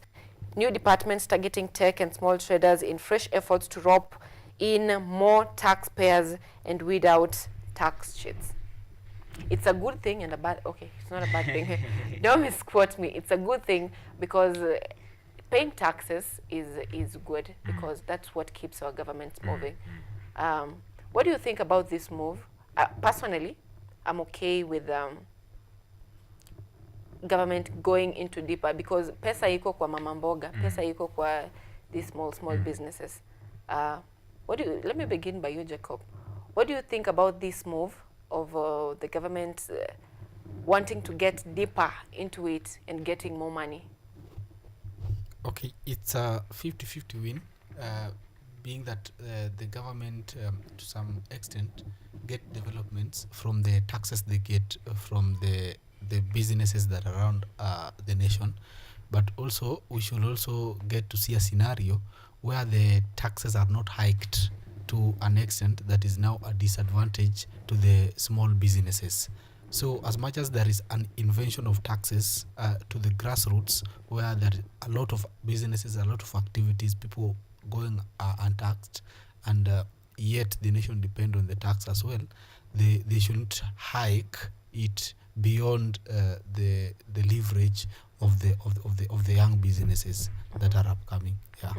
So they should not tax them to closure. That's basically exactly. Yeah. Very interesting. Joe, what's your sentiments this morning about this move? It's about creating a conducive business environment for our people. It's not wrong to tax the people of Kenya. It's wrong to overtax them and then using that tax for other things other than the projects that help the same taxpayer. You're supposed to tax me so that this money I pay as tax comes back to help me to create a conducive business environment for my business to thrive. You tax me, you ensure that I have a good transport system, the roads are accessible and they are good.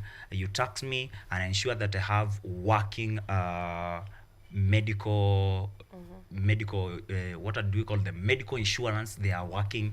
You tax me and the schools are being built, the education is accessible to everyone. Hapo ndio unasikia tukisema ni pesa zetu zinafaa kutengeneza barabara, ni pesa zetu zinafaa kutengeneza hospitali.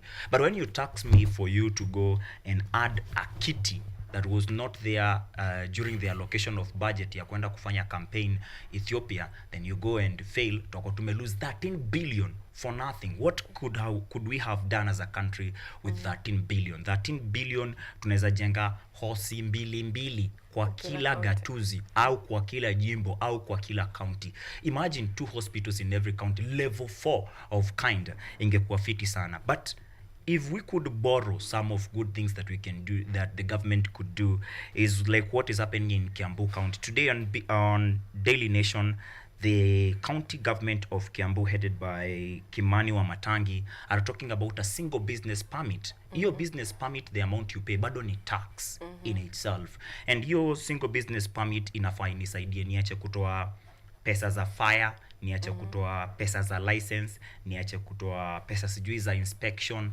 All this combine, huyu mwenye ni MSME, mfanya biashara mdogo apewe ka single business permit kamoja na kamsaidie kufanya biashara yake yote. If we were doing that, then it's okay, it's well and good. But the government of Kenya should not confuse one fact, that we cannot get out of poverty level, or we cannot develop as a country entirely when we depend on these taxes.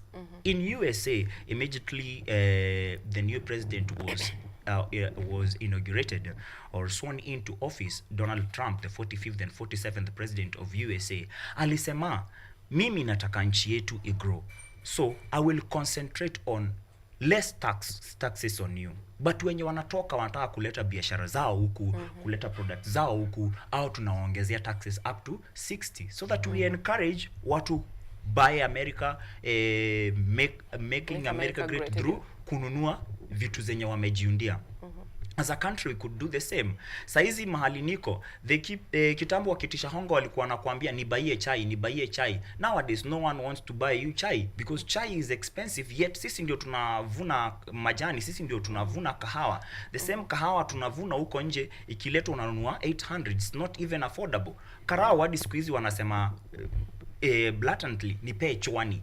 Because kitambo alikuwa anakuambia nipe chai, unamtolea chwani because chwani could buy tea. Right now it can't buy tea. So ukimwambia nibaie chai, Karawa wewe unashangaa.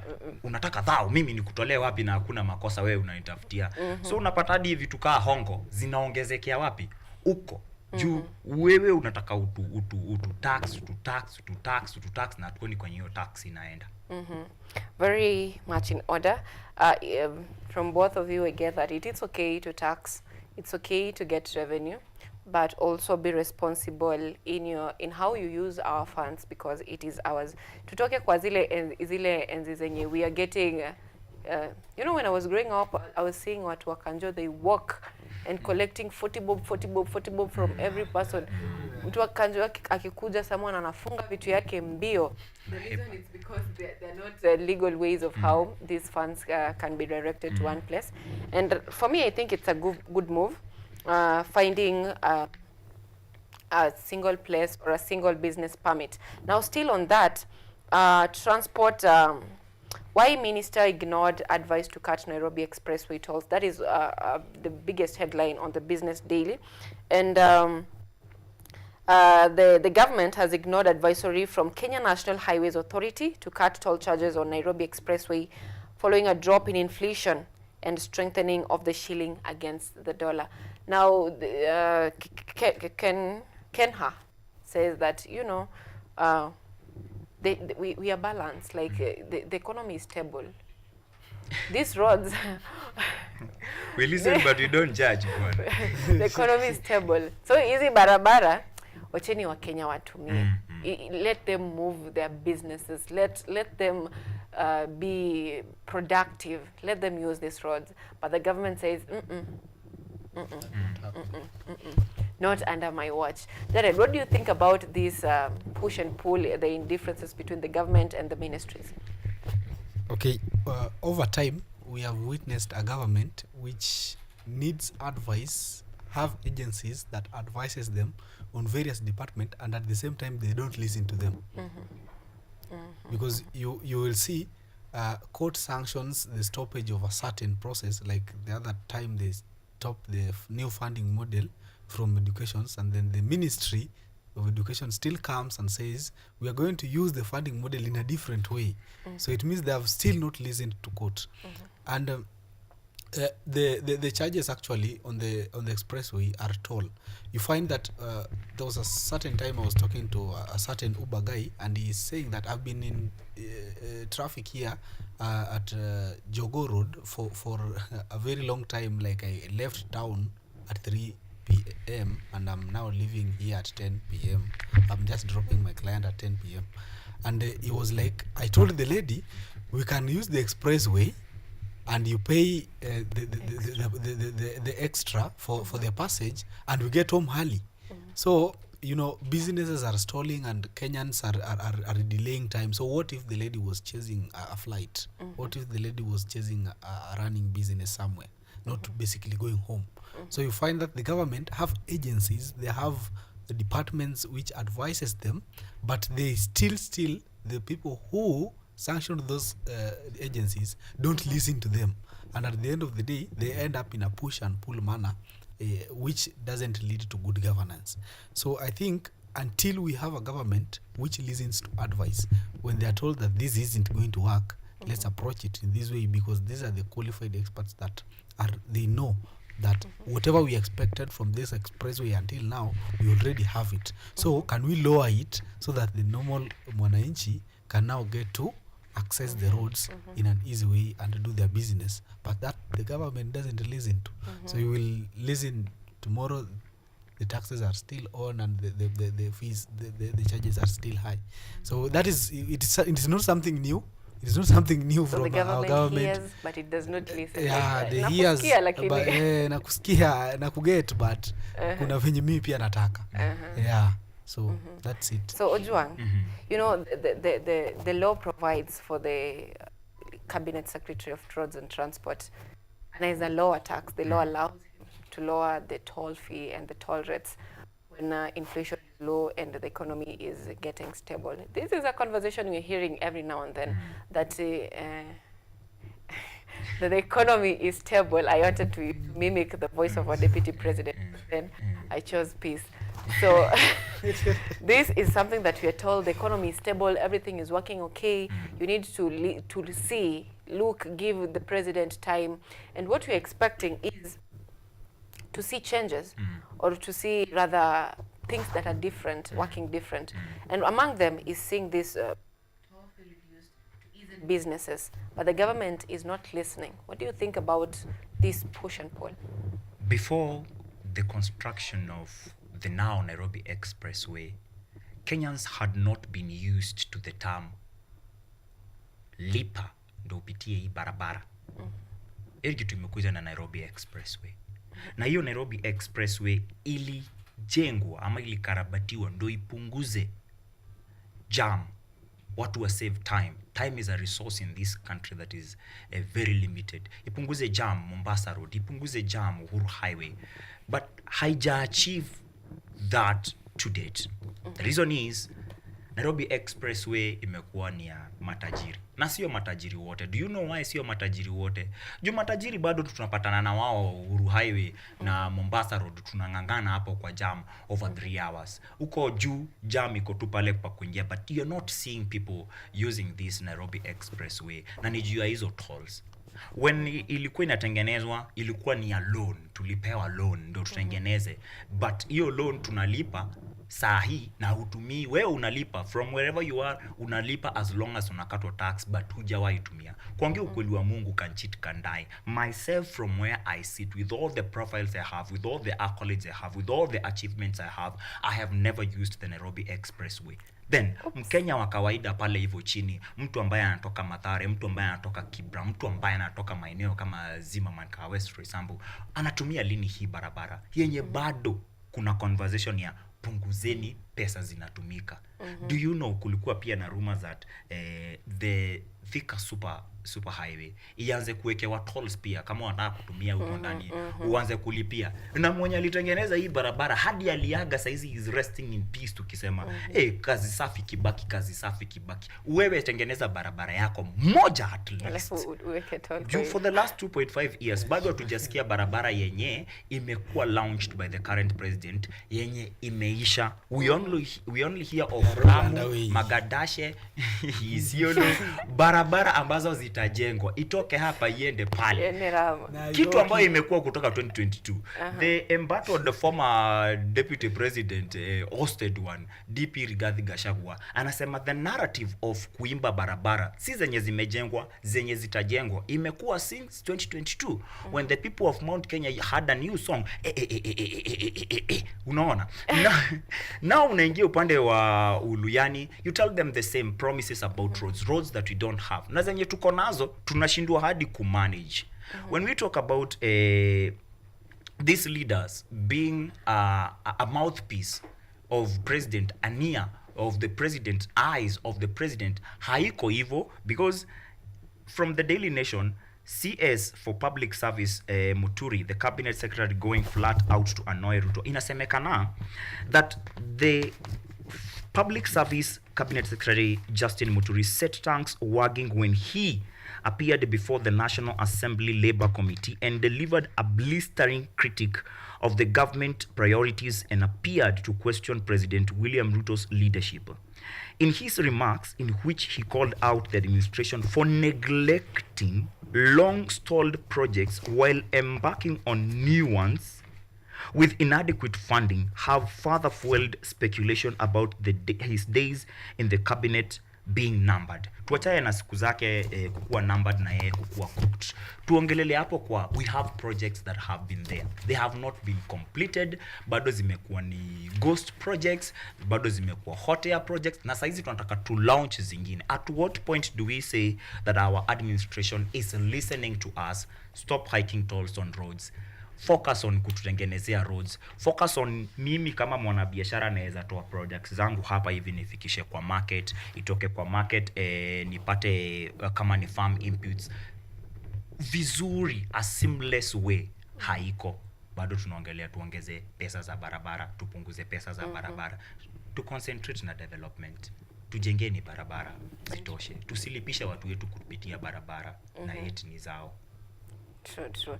And still on Business Daily, that is on page 5, says Treasury overshoots recurrent spending by 101 billion.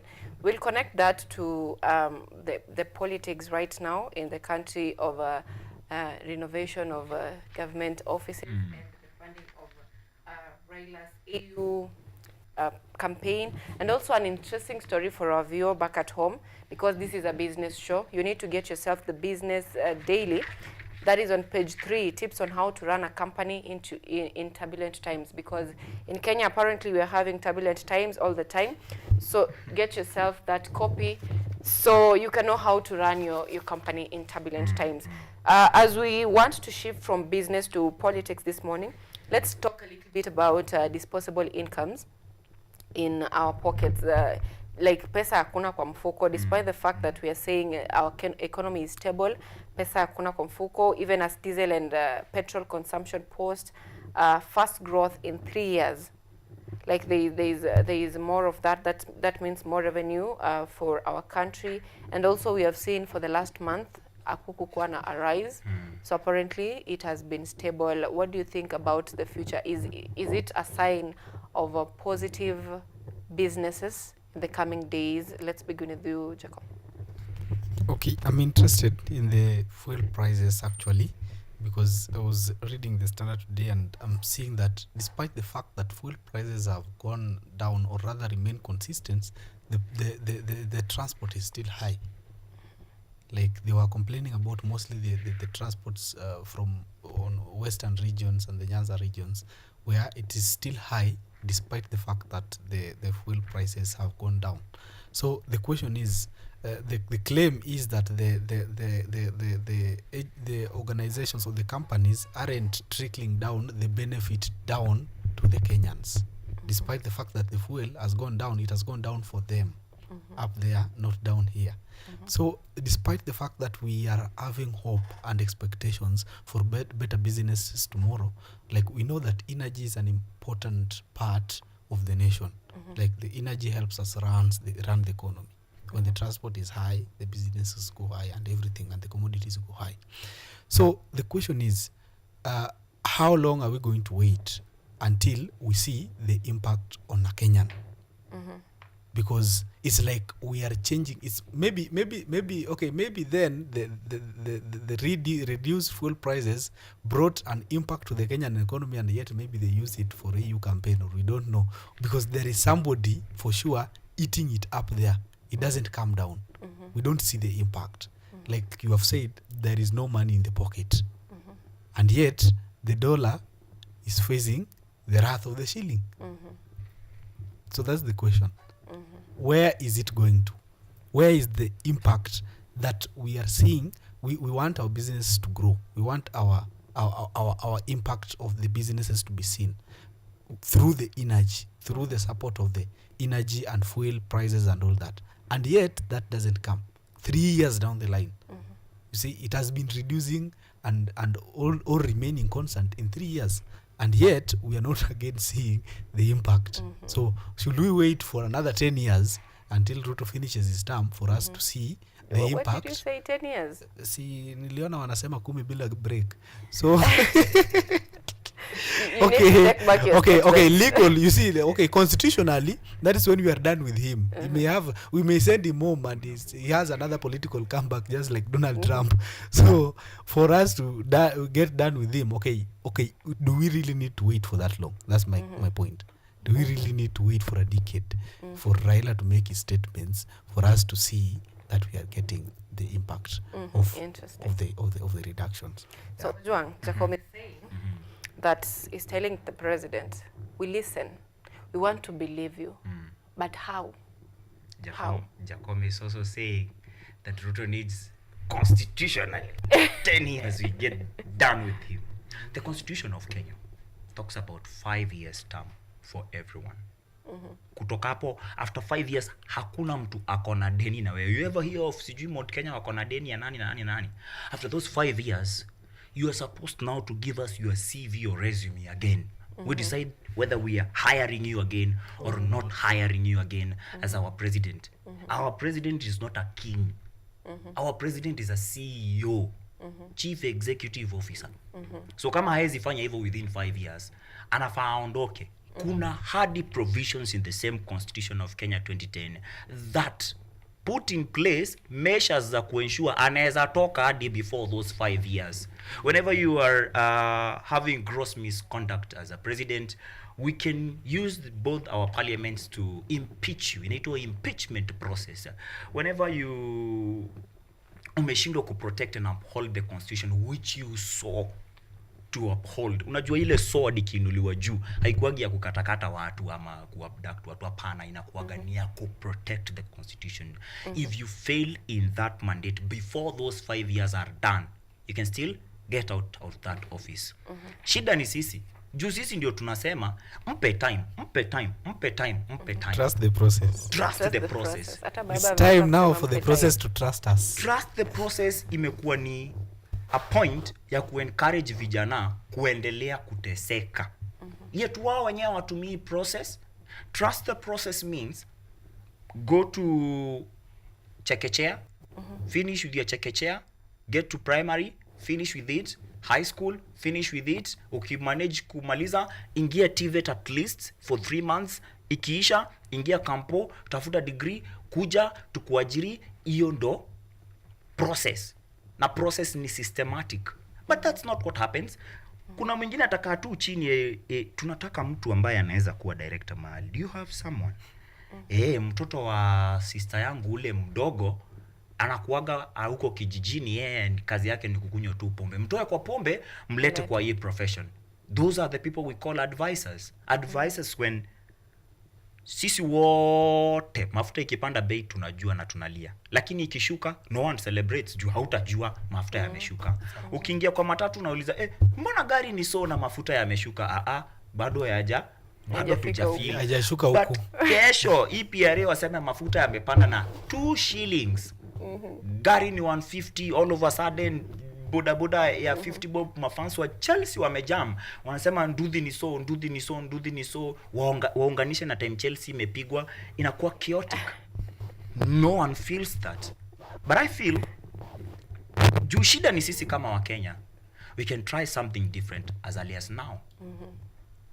Wewe ukiona mtu akusaidii, wachana naye. The problem is in leadership. Change the leadership. Don't give them what they are calling more time. Time to do what? You have the power to do it. Do it. If you can't do it, please be honorable enough to resign. Do biashara ziendelee. Saizi dola imeshuka tu kwa kusoma, imeshuka tu kwa ukiingia bank uone pale chini wakisema dola iko hapa, lakini kwa mfuko wako unafaa unajiuliza kama Mkenya wa kawaida, je, dola imeshuka? If haijashuka, then namaanisha kuna mahali tunadanganywa. Mafuta yamekuwa constant for months saizi, petrol, diesel, kerosene, but you're not feeling it as common mwananchi. Why? Because we have a lot of misappropriation of funds. See ati hatuna funds. Talking of misappropriation of funds, you know, our political sphere in Kenya is connected to our economic endeavors. So if my memory serves me right, 2 years ago our president was saying we will not borrow. Maandishi haya si yangu. This statement is not mine. Maandishi haya si mageni jijini bwana. Our president said he will not engage in borrowing, but at the moment, Treasury's CBK emergency borrowing hit 107 billion Kenyan shillings. Is our government accountable, or is it truthful? Jacob. When you say accountable, you might be referring to different people, not the ones that we know. Because like you said, the president stood on a Kenyan platform and said that now that the economy has stabilized, we should stop borrowing and start finding ways in which we can internalize funds. And the best thing he came up with was the finance bill. After that statement, the best thing he came up with was the finance bill. And you find that after immediately saying, you see, we want to believe Ruto, as you said, but tunashindwa aje. Because he stands today and tell us we will stop borrowing, and then tomorrow he borrows. And then we are taxed to pay the borrowing, and yet we don't see the impact as well. So that's the challenge that we have. We have a government which we borrow, yes, and then we spend it like we don't even accomplish our projects before we get into another one. Okay, how many Kenyans right now still understand the affordable housing project, how it goes? We have suddenly moved to Shi and Sha and whatever, and then we are moving into the next thing before you realize it, and yet we are not seeing the impact of the original. So nobody comes out and says, okay, it has helped me. The affordable housing has helped me and I'm benefiting from it. Then now Sha is here and everybody here. Bibi Ariana abandoned by Sha in an hour of need and dies. And Sha has failed. And then we are moving into the next project. We are moving to Mudagashi and whatever. And they don't work. So we don't understand even whatever you're reading there. We don't understand where those billions are. We don't understand anything about this Ruto's government. Me, that is what I say. From where I'm seated, I really struggle to understand him, but I cannot even put a dot to a dot because there are not even dots. It's just plain. You know, with this kind of borrowing, that means the cash flow within government the cash is really flowing, and that means also the internal debt is rising. That means the government is competing for debt with the common mwananchi.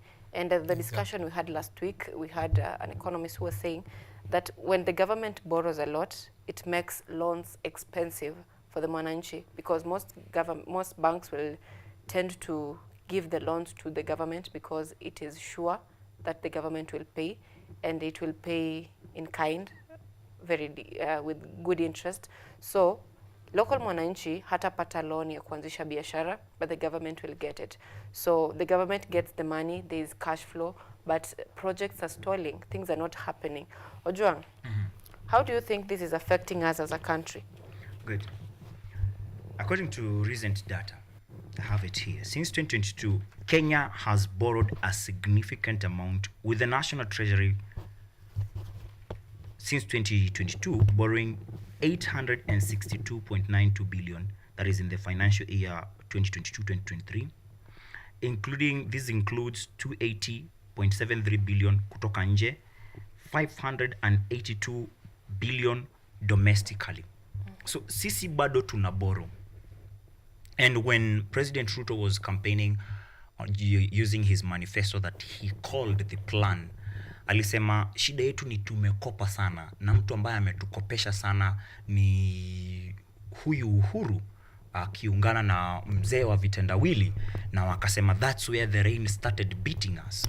But when he took over power, something changed. Bado tulikuwa tunakopa as tunaambiwa hatukopi. So tunakopa na bado tunaambiwa hii finance bill ni ya kutusaidia tusikope. Alafu mkisema tusikope, mnataka tutoe pesa wapi? Tuacheni kukopa, tufanye hivi. As anasema tuacheni kukopa, bado tunakopa. We analyze mikopo yote yenye tumechukua from outside country. Ni wapi tumetumia? Which projects can we see and say hii project ni product ya pesa za mkopo za hapa hivi? In fact, kama kuna project ambayo utapata mahali mashinani na inaweza kuwa bado haijaisha, inahusika na NGOs za nje, maybe Germans wametupea pesa tufanyie project fulani, imepea county government fulani, but si loans tulikopa China ndio tutengeneze kitu fulani, si loans tulikopa mahali ndio tutengeneze kitu fulani ndio imetengeneza. We don't have that.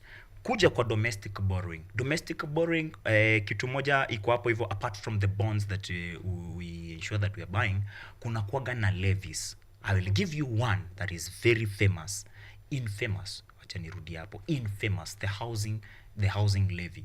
Ile tax iko pale hivyo, according to the current CS wa lands, public works and urban planning, the former MP Kandara, CS Alice Wahome, says that pesa zote wa Kenya wanatoa every month sio za mjengewe nyumba wewe upate nyumba, ni pesa za it's not a savings plan, ni pesa za kusaidia government kujenga hizi nyumba, which you will come and buy. After hapo ubuy. What happens if hautaweza kubuy?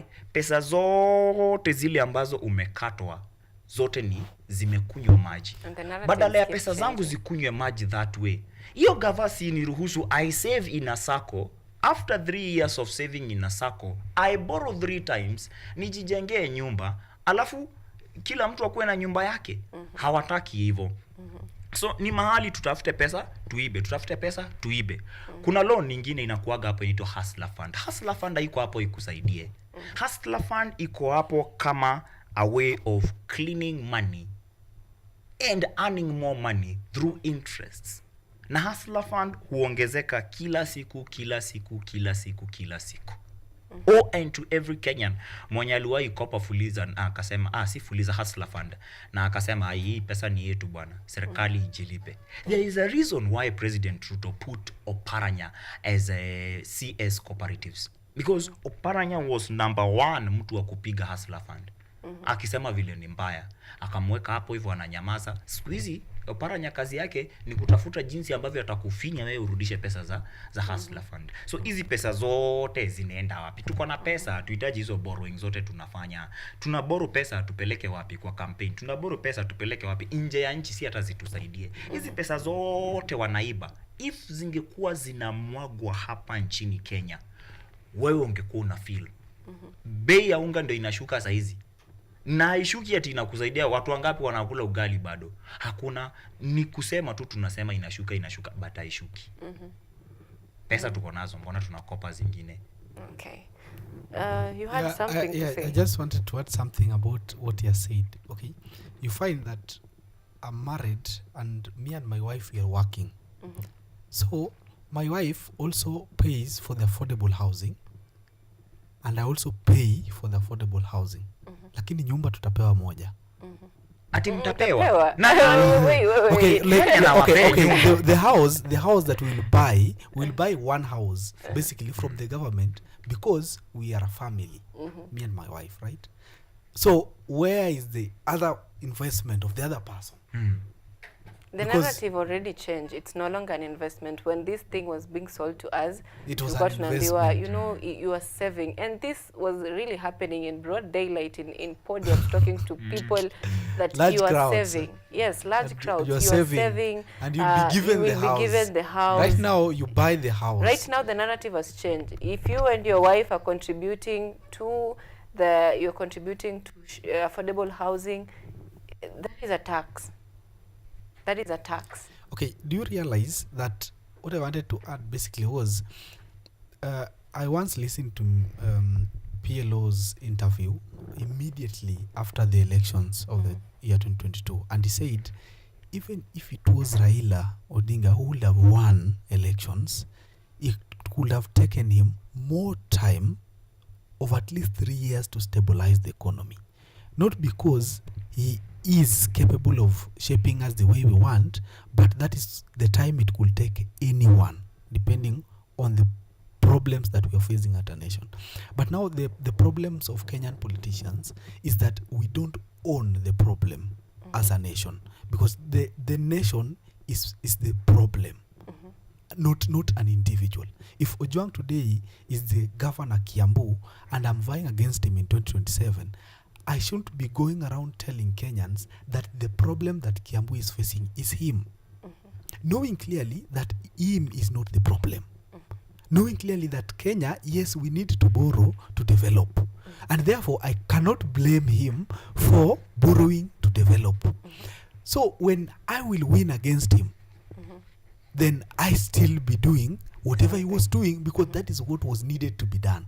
And it makes the common mwananchi fail to understand basically what is the truth and what is the lie. And you realize a foundation built on a family built on a foundation of lies won't build, it won't stand. And that is what is happening to our president right now, because he won his election through wooing the people against their former president. That the problem is Raila, the problem is Uhuru, the problem is borrowing, the problem is this. Not clearly knowing that that is towards the development of Kenya. And as a nation, if that was the problem, it was their problem as a government. And now that he had been given the office, he realizes that he's still going to face the same challenges. So he still needs to borrow. He still needs to work with the people who are working with. Now he's working with Raila. So he blamed everyone and stood out of the problem. But when you read Not Yet Uhuru by Oginga Odinga, he was saying that we can never change the problem by running away from it. We have to get inside the problem. And stay with our problem. Until we have leaders who are going to get inside the problem to solve it, we are far from change. So we need to shift from blame game to actually owning our problem Exactly, as a country, as a nation, and finding a way to and move finding forward. a way to move forward. Can I Very add something interesting. onto that? That the problem Sure. is us as the citizens, because sisi kama Wakenya ni watu ambao tunaamini Mungu sana. Sisi kama Wakenya ni watu tunaamini kusameheana sana. Forgive and forget. Ni ndugu yako. So this is what happens every election year. Mtu wetu. That before ousting of the impeached former deputy president Rigathi Gachagua, tulikuwa tunasema waende nyumbani hawa watu, waende nyumbani hawa watu. After ametoka, Wamonyogo wewe ndio the truthful man. Pole sana, wewe ulikuwa unapigwa juu ya hizi vitu. Tumechange juu tunamsamehea, ni mtu wetu. In 2013 kuna watu walikuwa ICC mahali na kesi. Watu wangapi? Wawili. Kitu kasema sisi kama Wakenya, we fight, we stand for one another. Si tuachaneni hii mambo, sijui huyu aliongoza vita huku, huyu na yeye akaenda kudefend, tukakuwa in chaos. Tusameheane, tuache. Wacheni kupeleka watoto wetu ICC. Tukae hapa hivi tuunde tribunals, tujisikilie. In fact, ndio tu ensure hawa watu watawahi tupeleka kwa vita tena. Wacha mmoja akuwe president, ule mwingine akuwe DP, yake 10. Iishe. So ni sisi.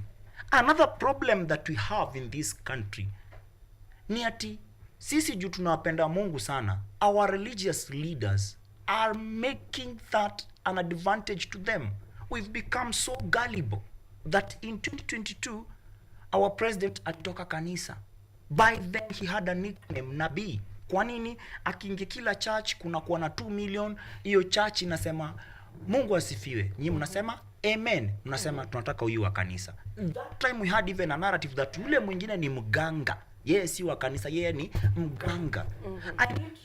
I think we need to sit down, look at our constitution and ask ourselves, why did the champions who are writing this constitution or drafting this constitution say that Kenya is a no-state religion? It did not mean that we are a world of atheists. It means wewe unaomba Mungu wako, huyo anaomba Mungu wake, mimi naomba Mungu wangu. Na at no particular point we will use religion or Mungu kuseparatiana. We are doing that, and as long as we are doing that at 2027 nitakuja uniambie mimi si wa kanisa yenu sitachaguliwa, then we will be in the same problems.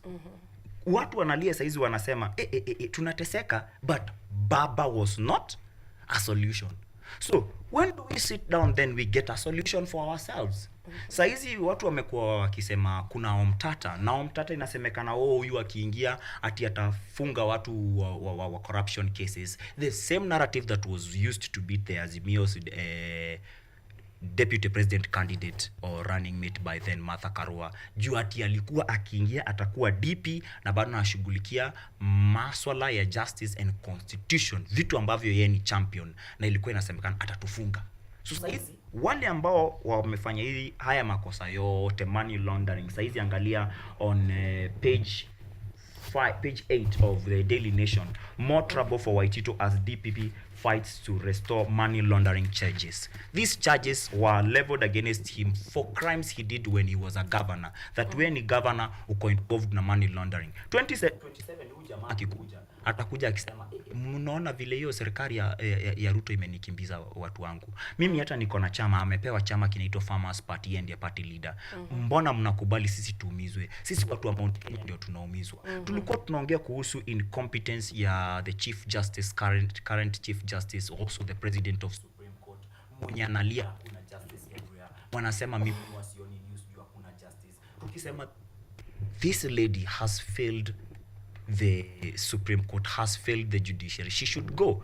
Saizi kuna plans that she should go, but sisi bado tunalia hapana, huyo ni Ruto huyo anataka kutoa hawa watu wote ndo akuwe na supreme power. It's true up to that point, but it's also a fact that the judiciary has a problem. It is being run by people we can call incompetent because of things that they are not doing. We clean the system, drain the swamp if possible, get new leaders. The problem lies in the leadership. Na sisi wa Kenya ndo tunatengenezaga hizo leaderships. The problem lies in the leadership, and the Na problem sisi. also lies on Kenyans. Everyone is blaming another. Everyone is blaming another. You were talking on the judiciary, and the High Court has barred JC from hearing petitions seeking the removal of Supreme Court judges, igniting a legal battle over judicial independence and claims of a plot to weaken the top court.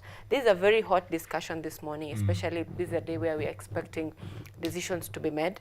And it has been politicized because Aleron has said that the former deputy president, who I also said that apparently it's like the charges against him of being tribal stand, because this is a national issue of competence.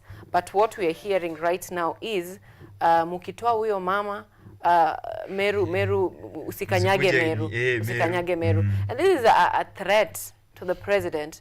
It's like the presidency is no longer respected. The presidency is no longer having that power. So what do you think about this, the independence of the arms of government? Okay, to begin with, I'm one person who has lost a lot of respect for the former DP Gachagua, not basically because he's not my tribesman or anything, or maybe I wasn't for UDA, but there are things that you don't stand on national platform as a sober leader and say them. See, I was listening to Atuli the other day, and there's a time that Atuli was having an interview and he's saying that there's a time after the election they went to the parliament, to the State House, and the Chagwa didn't welcome them. He was like, these people didn't support us. Why are you talking to them as a president? So a lot of things due to the tribalness inside us, due to the fact that the government belongs, the cake belongs to the bakers. You are not part of the cake. See, serikali ni shareholders and all this. When now the shareholding roles change, people feel betrayed and people feel left out. And that's why you realize, like, okay, it should not be a reason, but that by saying that, if you call her off from the office, then don't step to Meru. She isn't a Chief Justice to Meru. She's a Chief Justice to the nation. Like Kenya. She's the Chief Justice to the Kenyan citizens. So she's just a representative of Meru citizens, but not like she's a Chief Justice because she's a Meru. So he's trying to say that she's a Chief Justice because she's a Meru. So if Meru is no longer the Chief Justice, don't come to Meru. And that is not right. That is where we are going wrong. And that's what Miriam is trying to say here. That is where we need to change as a nation. Coming to the court, to the fact that they want to change about the four major judges of the justice. With me, there was a time I was going to run a certain election, and I told them that a body which had run elections for the past 4 or 3 elections isn't fit to run the fourth or the fifth one, because along the way they have gotten compromised. And I can see question raised why they should not be disposed is that there are around 18 questions, and the people coming inside, I don't see if they're actually bad people. The likes of Nelson Harvey aren't bad judges. Yeah, they have been good How well Kenyan do you know citizens. that? We have seen Nelson fighting for Kenyans outside here. There is the fighting on for the Kenyans. streets, on the streets. So we believe that he has Kenyan interest from the public. He goes outside there and fights for the Law Society of Kenya. He goes outside there and defend people when they are in need. But that change with time when you have gotten into the system.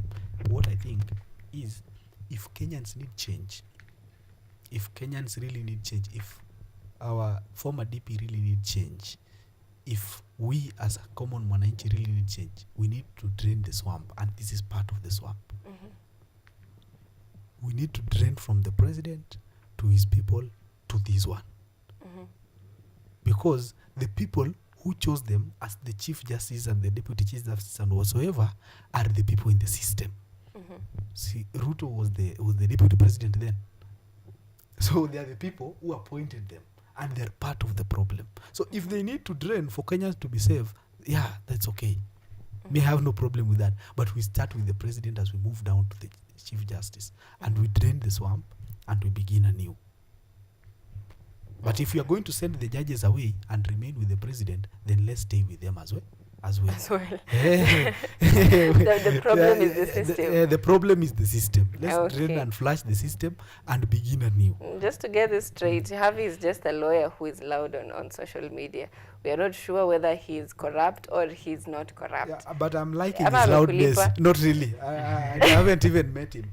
But I'm just reading about the name here, and the system is corrupt. You see, when you read and you find that the committee chairs of also the parliament committee chairs had been re-elected, and you find that those who are aligned to the former deputy president, they are going home, and new ones from Azimio side and UDA are being re-elected, and even our 87-year-old senator from Siaya was elected the chair of the energy committee. And so that's how bad it is. That's how bad it is. I don't know whether we are feeling it, but that's how bad it is. It is very bad because this week the president is in the coastal region. This is the third day, I think, of the 7 days development And tour. your road song to cram is coming. Definitely. Development, quote unquote. And yesterday we had, who is this member of parliament? Is it MP? This lady. From where nikwambie jina? Oh God, let me just say what she said. That kumekuwa na handshake. Tumekuwa na handshake lakini hatujapata keki kwenye serikali. Hivi sasa tunaye John Mbadi, tunaye kwenye serikali, you know. I think you're talking about Zamzam. Yes, Zamzam. That's right. Tumekuwa na handshake lakini hatujakuwa kwenye serikali. Lakini sasa tuko kwenye serikali. So the Standard, their biggest headline this morning is Raila caged. This is a man who is torn between supporting the government and looking to the people. Tonaje. He's meeting the president and saying he's torn. He's in the middle. So anasafisha rada kwa Kenya, anasema mimi nitawatetea, but huku nyuma tunasikia kuna handshake, viti tutapata. In fact, she even said tutakuwa na viti za PSS. So is this a kind of confusing the public? Yes, we know we are the problem as the public, but are we that gullible to be confused by to believe that this man is really caged, or he already knows what he wants to do? Good. I want to respond on that, ndo tuangalia di uzuri na ubaya wa baba. But before that, maybe I give my views on the 4 more Supreme Court judges who have secured orders from we don't have much time against JSC. Okay. He who pays the piper calls the tune. Let's talk about the pipers who are now singing. One of them is Nelson Harvey. Nelson Harvey is a former president of Law Society of Kenya. Grand Mullah Ahmed Nasir Law is a senior counsel. These two, in terms of professionalism and all that, they are doing what they're supposed to do. When the judiciary is not working, call it out. But the problem comes in that who is paying them? Nelson Harvey was running for MP seat Westlands against Tim Wanyonyi 2022. He lost using UDA ticket.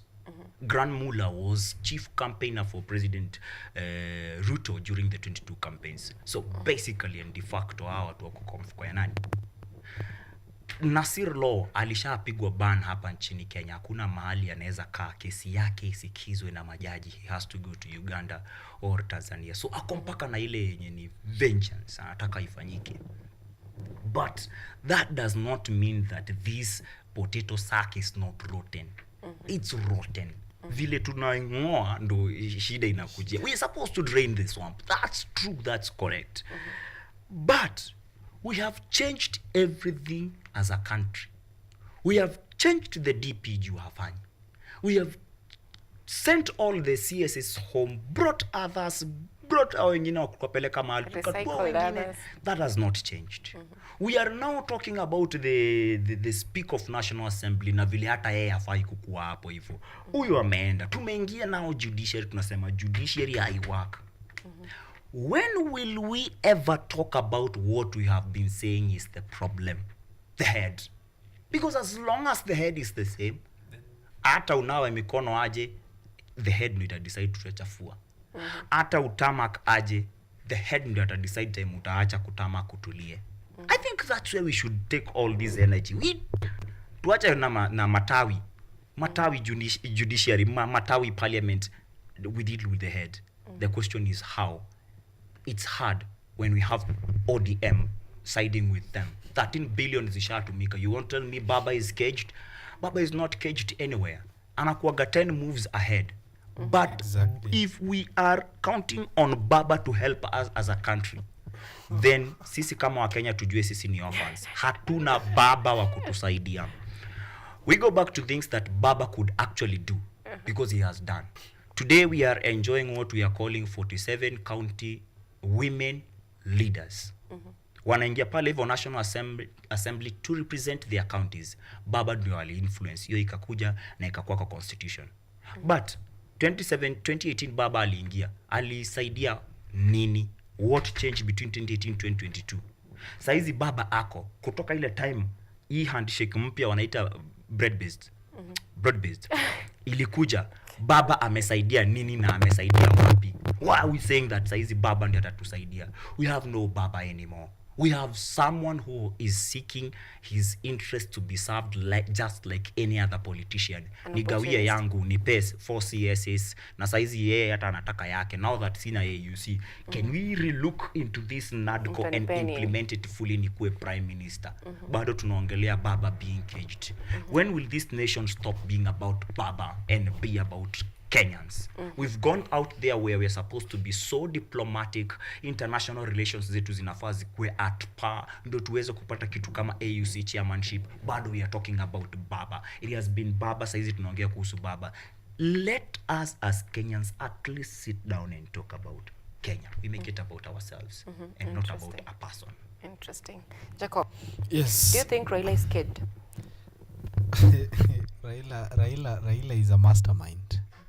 Is somebody who you can't say that you have put him in something, in a basket somewhere, because you can hear his allies are saying that you will not tell us what you want to give us. You can't come and say that you want to give us the prime minister seat or anything, because they know they have plan for that. Because when we were here with Miriam last time, and I was telling him, Baba said, sisi tukishindwa tumefaulu. Na tukishinda bado tumefaulu. So it means he has seen what he wants ahead of everyone. So them saying Baba is caged is a lie. It's a big lie, because we can see the moves. Because if at all he was at the crossroads of deciding whether he want to work for the Kenyans or with Ruto, then he could not have met him in Mombasa. He could have just made his, because you hear what the president is saying. You hear what the president is saying, that we are going to look for a way forward. Mimi na yeye, we are going to look for a way forward. As the Prime Minister said, there will be wide consultations across the political divide as we work towards the unity of our country and progress. So it means there is a plan. We're just being delayed. And we can see ODM also is divided. Maybe Baba is caged because maybe ODM is divided in ideas. That is right. Not on what he wants. Because you can see, I'm very proud of Sifuna, I'm very, very proud of ANYANGO, because they are standing by the principles of the party and of ODM. And they say, and at some point I have been a politician, and I also have been in areas where we need tabling of agreements. And what do we say? We tell our strong supporters to resist the idea, so that when we go to the table, the budget increases. The bargain increases. Okay. Yeah, so I tell my people to make noise in the social media and say no.